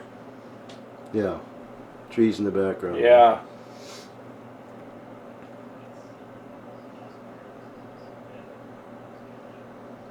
So it's good you have these old pictures to Well, give you the reference. yeah.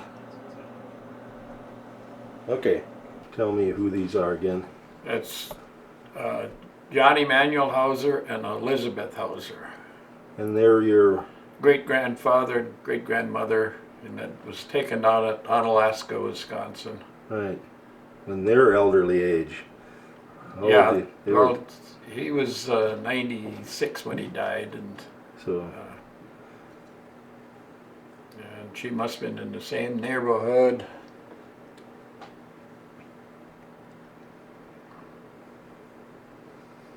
they're perched right above the bouquet of flowers here.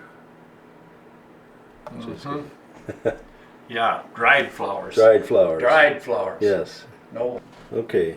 Now who do we have in these three pictures here? Oh, it's my dad, 1904, 1914, and 1924.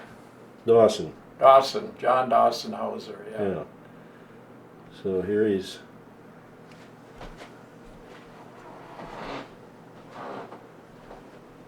First one is the baby picture. What year was he born? 1904. So this was his birth picture here. Mm-hmm. And then 24, so he was 20 years old in this one. Right. Well, it wasn't a graduation picture, was it? I would guess it was probably when he got out of Northland. That would be my guess. Oh, Okay, then the other one is 1914. 10 years old. 10 years old. Right. That was in a portrait studio or something. Look, he's got his hand in his jacket pocket. He's all posed. That's a formal picture. For a pretty informal guy. Yeah. Yeah. Yeah. Okay, describe this one now. Jim. Well, that's our Marilyn and I's youngest son, Corey. During the Apple Fest parade, and you can see he's got a stick in his hand. So people were always taking the apples, so he wanted a stick to So swat them on. was this on the That was float? on the float. Yeah. Right. Yeah. Did you guys get a nice photo of Marilyn? You know, she never had wanted to. Rolling. Who is this? That's Opal Hauser. At 2 years old, That's your mother. my mother. Uh-huh. Wonder where that was taken. I would guess it was probably taken down at La Crosse. Mm-hmm. Well, a long time ago. Yeah.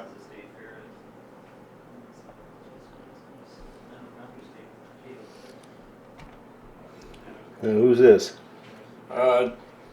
It's Jim, John, and Bill at the Bayfield Centennial in 1956. Which one's you? I'm the one on the left. John in the middle, Bill on the other side. Yeah. I'll do it up. So did everybody grow beards for that Everybody centennial? was supposed to have a beard. Yeah.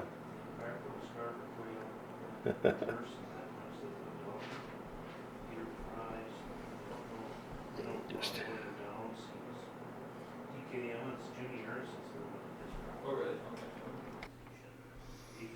Okay, now who's in this picture? The back row is Jim Jr. On the left, Scott and Clint. And down in front we have Becky, Becky, geez, I got my glasses on here. I can't tell these kids. Becky, Lori, Marilyn, Christy, me, and Sherry. Let's do that again. Let me just, I want to check the focus, and then I'll let you I'll let you get in a little closer. Which one is Marilyn in the picture? Marilyn's right here. Yeah, that's The what one I in thought. the white. Okay. Let me check the focus. Okay. All right. You could just, Back row, yeah. on the left is Fritz, Jim Jr., Scott, and Clint. Uh-huh. And on the left on this side is Becky, Marilyn in the white, Lori behind her, Christy, Jim, and Sherry. So that's all the kids. Yep.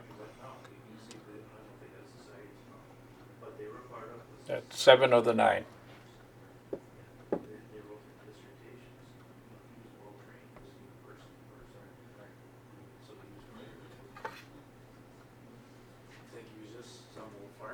And that was taken out here.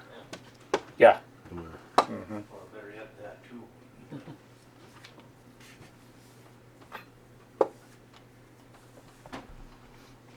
Okay, who's in this picture here?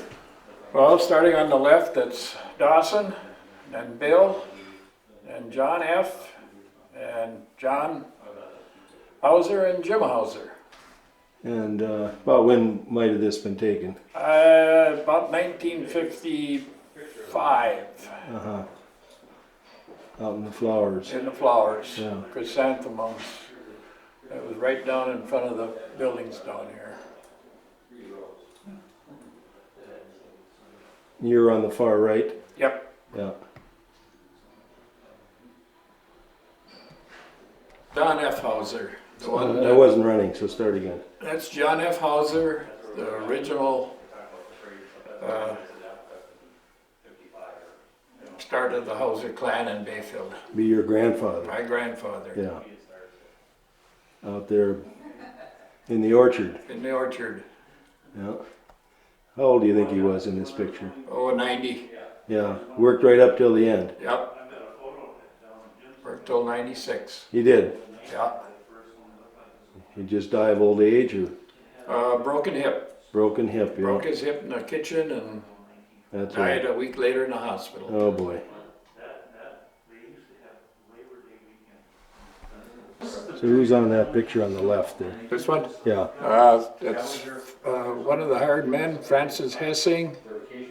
That's Jim Hauser, next to the fish, and my father, John Dawson Hauser, holding the fish. Uh-huh. That's a big fish. Yeah, it's bigger than me. So you were just a tyke then? Yeah, 2 years, 3 years old. Yeah.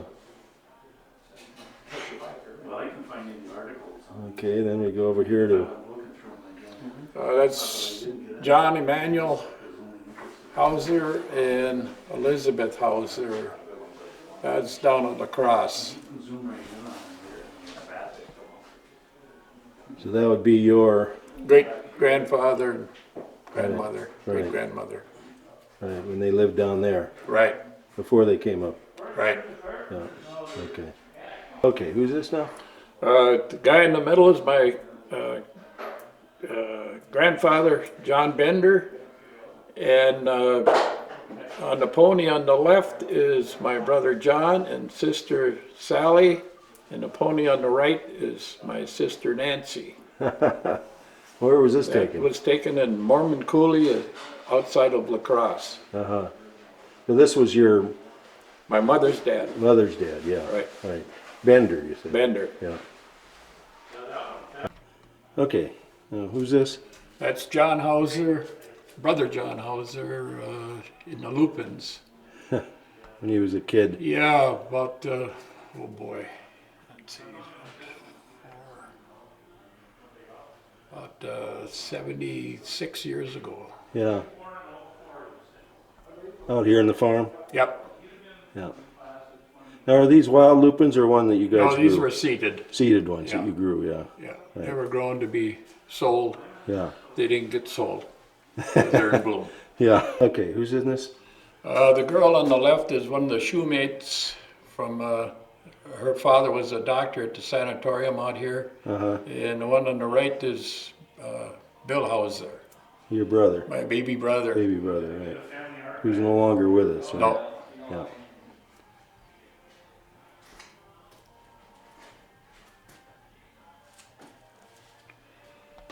Okay, who's this one?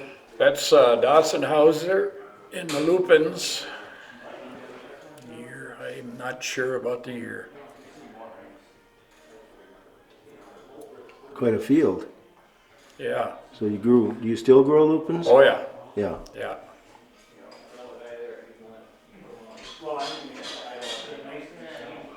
So how old was he here, do you think? been, I guess, about 78. Yeah. Now, did he work right up through his later Well, he worked till he was about 82. years? Uh-huh. And he died at what year? What? He how died old? at 84. 84, yeah. Okay, this, Yeah. Jim, this lower picture here now. Lower one. What is the occasion here? That's the Paul Bunyan picnic at Feltmeyer, Those help? I don't know if those are strong enough for you. at the Feltmeyer Woodlot on Highway 13 north of Bayfield. Littell Rummel on the left, Art Figge, Dawson Hauser, Gus Brown, Herman Sense, and Wilbur McCready. And the little guy on the right, he's not on the list here, it is Milo Langworthy. Uh-huh. And what was this? They had it was Paul Bunyan's, celebrating Paul Bunyan's doings in the logging days. Yeah, right. Quite a crew. I guess they went out and cooked a big stew, and they had all his relics there, you know, his rings and his axe, and they usually had the guy there that represented Paul Bunyan. I don't know, he's 7 foot tall or something. Well, you have a picture somewhere, but I don't know where it is. But he'd stand, put his arms out over the top of these guys, like, you know, underneath their armpits. So he's quite a bit taller than they were.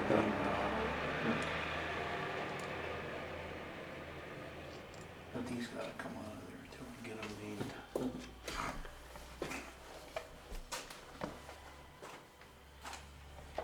Okay, now who's in this picture with the kids? Grandpa John Hauser, it's behind the red shed over here, in the mud puddle. The guy in the dark clothes is brother John, and Ralph Bolliger in the white, white clothes. Kids are in the mud puddle. They're in the mud puddle, and I don't know if Grandpa's bawling them out or just what, but Yeah. Maybe he's enjoying it. yeah. She was really great. But, you know, I think John was probably 4 years old there, so he turned 80 this summer, so it's 76 years ago. Yeah, right. Almost the age where you'll start to care more. Okay, now what do we got here? Well, these are ribbons taken from different fairs when John or Dawson Hauser would take potatoes. These are mostly potato ribbons. They're all potato ribbons, actually. Says From a- 1916, 1917, 1918, when they showed potatoes at different fairs. Some of them look a little tough. I think they've been around a while. Been around a while, yeah.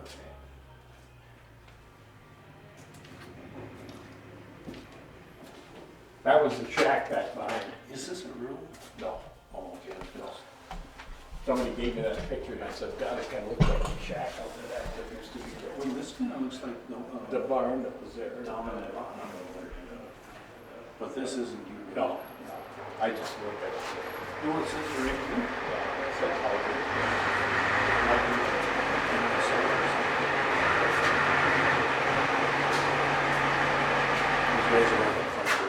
Oh, Jesus. Get the deck done. Let's get your priorities straight. Yeah. Let me see if we can do this.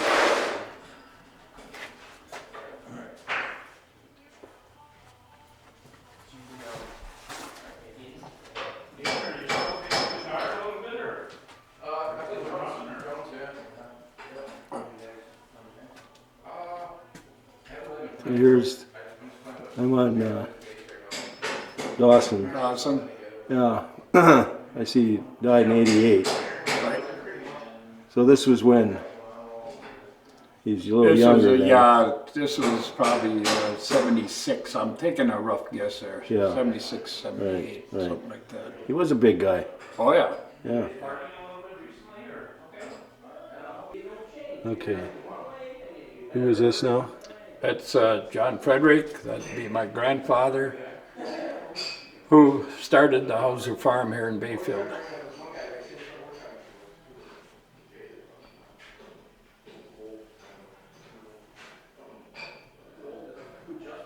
And he lived to be a ripe old age. 96. Yeah.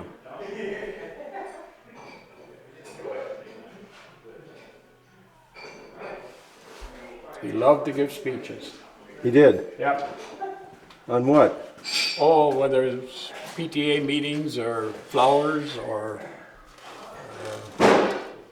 growing vegetables. He liked to talk. Yep.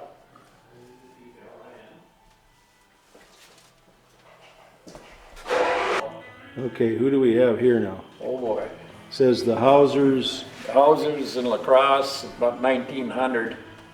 Well, I know this gentleman here is my grandfather, John. And these are his parents, John Emanuel and Elizabeth. And the rest are his brothers and sisters. 3, 4, 5, 6, 7, 8. I think they're all there. They're all Hausers. All Hausers. Yeah, right. Yep. Right. Isn't that a It's an beauty old right picture, there? yeah. And what's this, Jim? Well, it's digging flower plants on the Hauser farm. It's Dawson Hauser on the left, Jim Hauser with the fork, Otmar Bolliger on his hands and knees, Ralph Bolliger with the fork, and John F. Hauser on his knees on the right side. On the left there, is that over towards Little Randy's? Off to the left, way to the left? No, in that same picture. Is that corner down there? Or no? That could be. You know what I mean? No, it looks like that, Yeah, that might be. but I'm trying to figure out where that is in relation to that though, and I haven't quite figured it out yet. Yeah. Okay, on this one? It's Mr. and Mrs. John E. Hauser at La Crosse, 1912 or 13, with Edward Hauser and his dog. Edward was one of my dad's cousins. He was a professor, turned out to be a professor down at University of Wisconsin. So this was your My great-grandfather, great-grandfather. right? Yeah.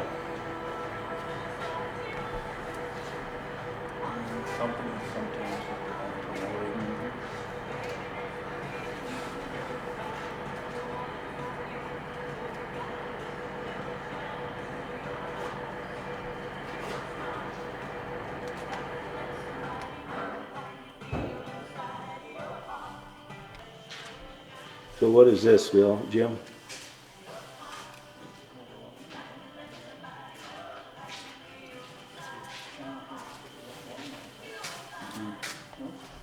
So this is, That's my dad, Dawson Hauser's diploma from School of Agriculture at, it was down at Onalaska, Wisconsin. 1924. right. So would that have been a 2-year degree or a 4-year degree? I think that was 2 year. 2-year, yeah. Yeah. Right.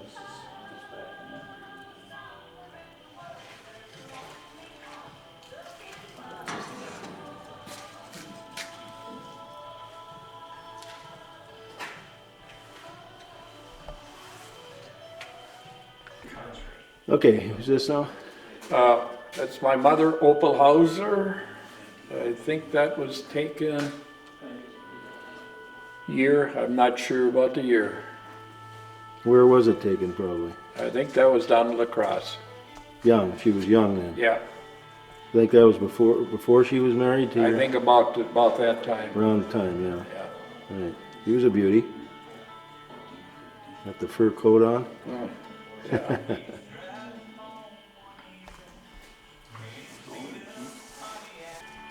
Now, who's in this picture? At least a couple. Oh, that's John Emanuel Hauser and Elizabeth. La Crosse. Down Beacon on the of La cross. Crosse. Yeah. Right. And how about next to it? That's a Dawson, that would have been, This one? Or No, down here? Oh, down there. Lydia Dawson. Lydia Dawson. Yeah, she was married to John F. Right. So she was the namesake for Dawson, Yep, that family name. Right. This one is the 4th generation of John Dawson, or John F., John Dawson. And me, and Fritz. Yeah.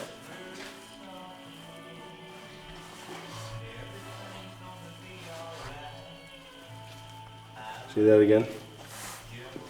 This would be John F. Hauser, Uh-huh. John Dawson Hauser. That's James Hauser Sr. and James Hauser Jr. 4 generations of 4 generations, Hausers, yep. right. To get fourth, fifth, and sixth. So what is this again? This It's is, Bayfield Low School. It's where the Baptist church stands now. yeah, And Bob knows the year better than I do. The ones I recognize are Herman Sense, and Dawson Hauser, and Lyman Nurse. they're all in there somewhere. Yeah, Bob, know. do you know him? Other than that? I don't know anybody else right now. I could go home and get the Says whole class. 1915, 16. Well, that was my guess. I wasn't Oh, I too see, sure on that. yeah. Well, this is the old school, middle school, and, Yep. Yeah, these kids are not seniors in high school. They're No, probably no, it's in grade school somewhere. they're in 4th or 5th grade. It looks like there. So Yeah. I'm guessing you're right on the money. say again? That's Dawson Hauser in Milwaukee showing his potatoes in 1918 at the State Potato Show. Huh, The one, is that where some of those ribbons came from? that's some of the ribbons, yeah.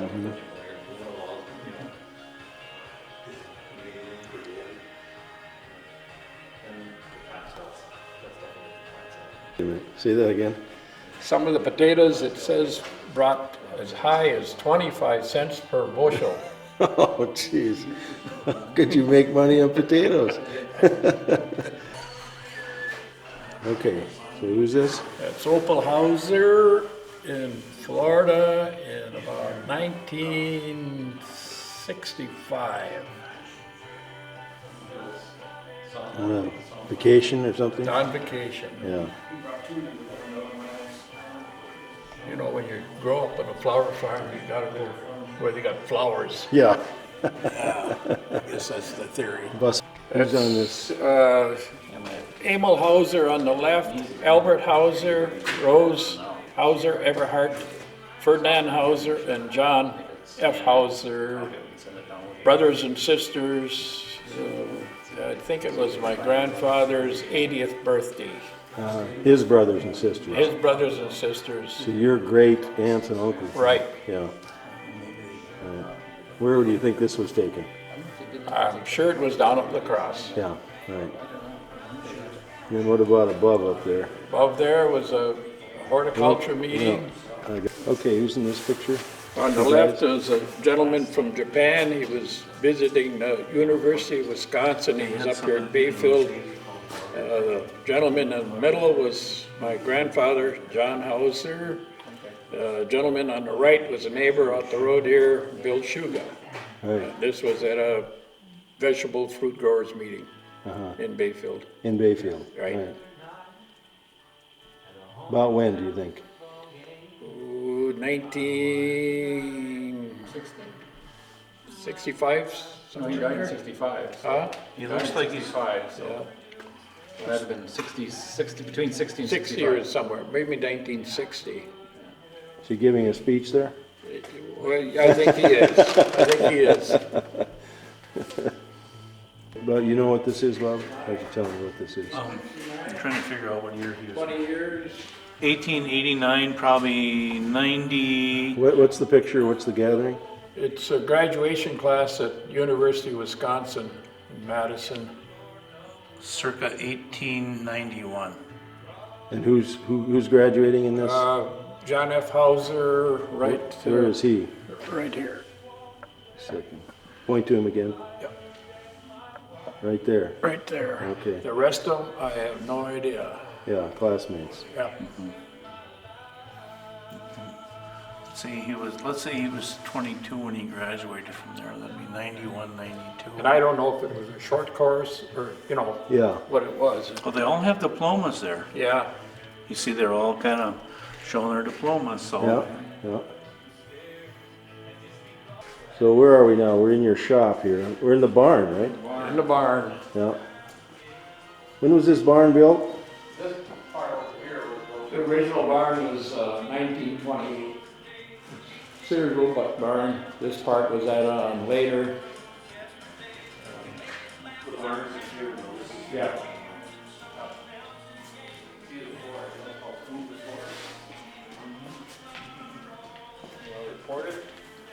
How they poured? Tell them how they poured the floor. All this, took out the stanchions and the bullpens and the calf pens and the horse stalls and hauled sand in, spread it around, all the cement in, threw it around, brought the tractor and quack digger in, stirred it up, spread water on her, sprayed water on her, flattened her out with a snow shovel, and good enough. My dad says we got to get back to the field. We ain't got time for all this foolishness. That's smooth enough. So the That was it. used to be cows in here then? There used to be cows in there. Yeah. Rough job. This is a Sears barn then? It's a Sears barn. Yeah. Came in on the railroad and they hauled it up the hill with horse and wagons and put her together. It was kind of before the prefab, you know, where they come in sections. This come in pieces. Uh-huh. So it's So Sears Roebuck, you said? Sears Roebuck. I didn't know you could order Yep. a barn from Yeah. Sears. We got documentation on the wall. Somewhere. Over here on the wall. Over there on the wall. Tells you what the cost was.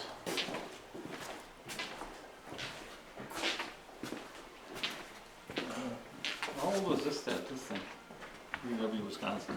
I mean, That's when they gave him the Golden Apple Award. He got one and grabbed it. Didn't see that one. See it right here.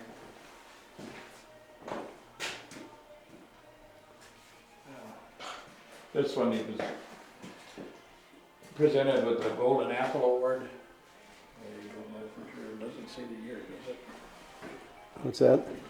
Oh, Grandpa John, when he was presented the Golden Apple Award. From UW. I still have the Golden Apple in the safe in the house. Uh-huh. It's not huge. About what year? I'm saying,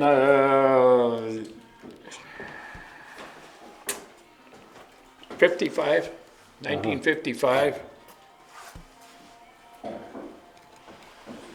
I know we got it in a book over there somewhere, but that's a rough guess.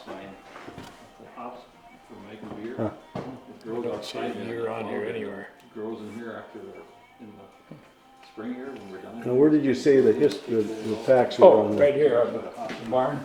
Yeah. And they can hear.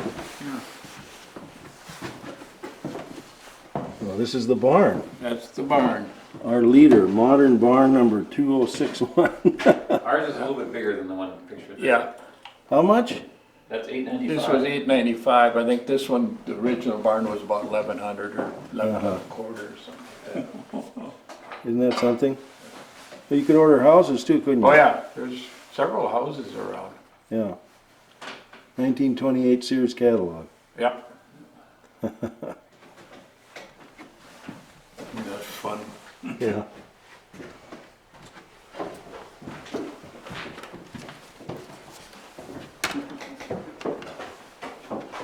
So this is your store in in season. Yeah. In season. Yeah. You've got some plants packed out there too, John. I don't know if you're. They went already. Oh, they did. Okay. Picked them up today already. Okay. Well, we'll have to come back when the store's in operation. Oh, yeah. That's mayhem in here. Yeah. Come back in May. Who runs the store? My wife does a lot of it. I got some other people that help out during that time. Uh-huh. You know? You have to hire people Yeah. sometimes. Yeah. Yeah. Where are the My mums? sister helps on weekends. You know, it's kind of You get a lot of people up here, a yeah, don't you? yeah, we do. Can you buy mums that weekend? Sure. Yeah. A whole month. You can buy one. Do those mums require full sun? At least half a day. At least. Gotta figure out a spot where to put them. Yeah. Did a deer eat them? No. I had a deer problem. Yeah. Not a problem. Well, I shouldn't say that. You know, deer sometimes they can eat just about anything, even though stuff they're not supposed to eat. So certain times of year they couldn't eat anything. Well, you guys, I've got 2 minutes left on this. Any final words No. from the day? I hope you enjoyed it. Well, Oh. glad you guys came up. We It's always- learned a Yeah, lot. nice to see you. It's a great experience. Yeah, Yeah. it's always good to get stuff recorded somewhere rather than just on a home movie or you know just pictures. Pictures get lost easy and Well, come and out. then, you know, when Jim's gone, which will be another 30 years, Yeah, Yeah. sure, 30 you'll years. say, God, I wish I'd asked Dad that. Yeah, yeah. Well, Remember what he today, said? Well, hell, he forgot anyway. Boy, he bullshit those guys when they were here. Yeah. No, it was a great interview today. Thanks a million. It really worked out Yeah. good. thank you guys. Yeah. All right.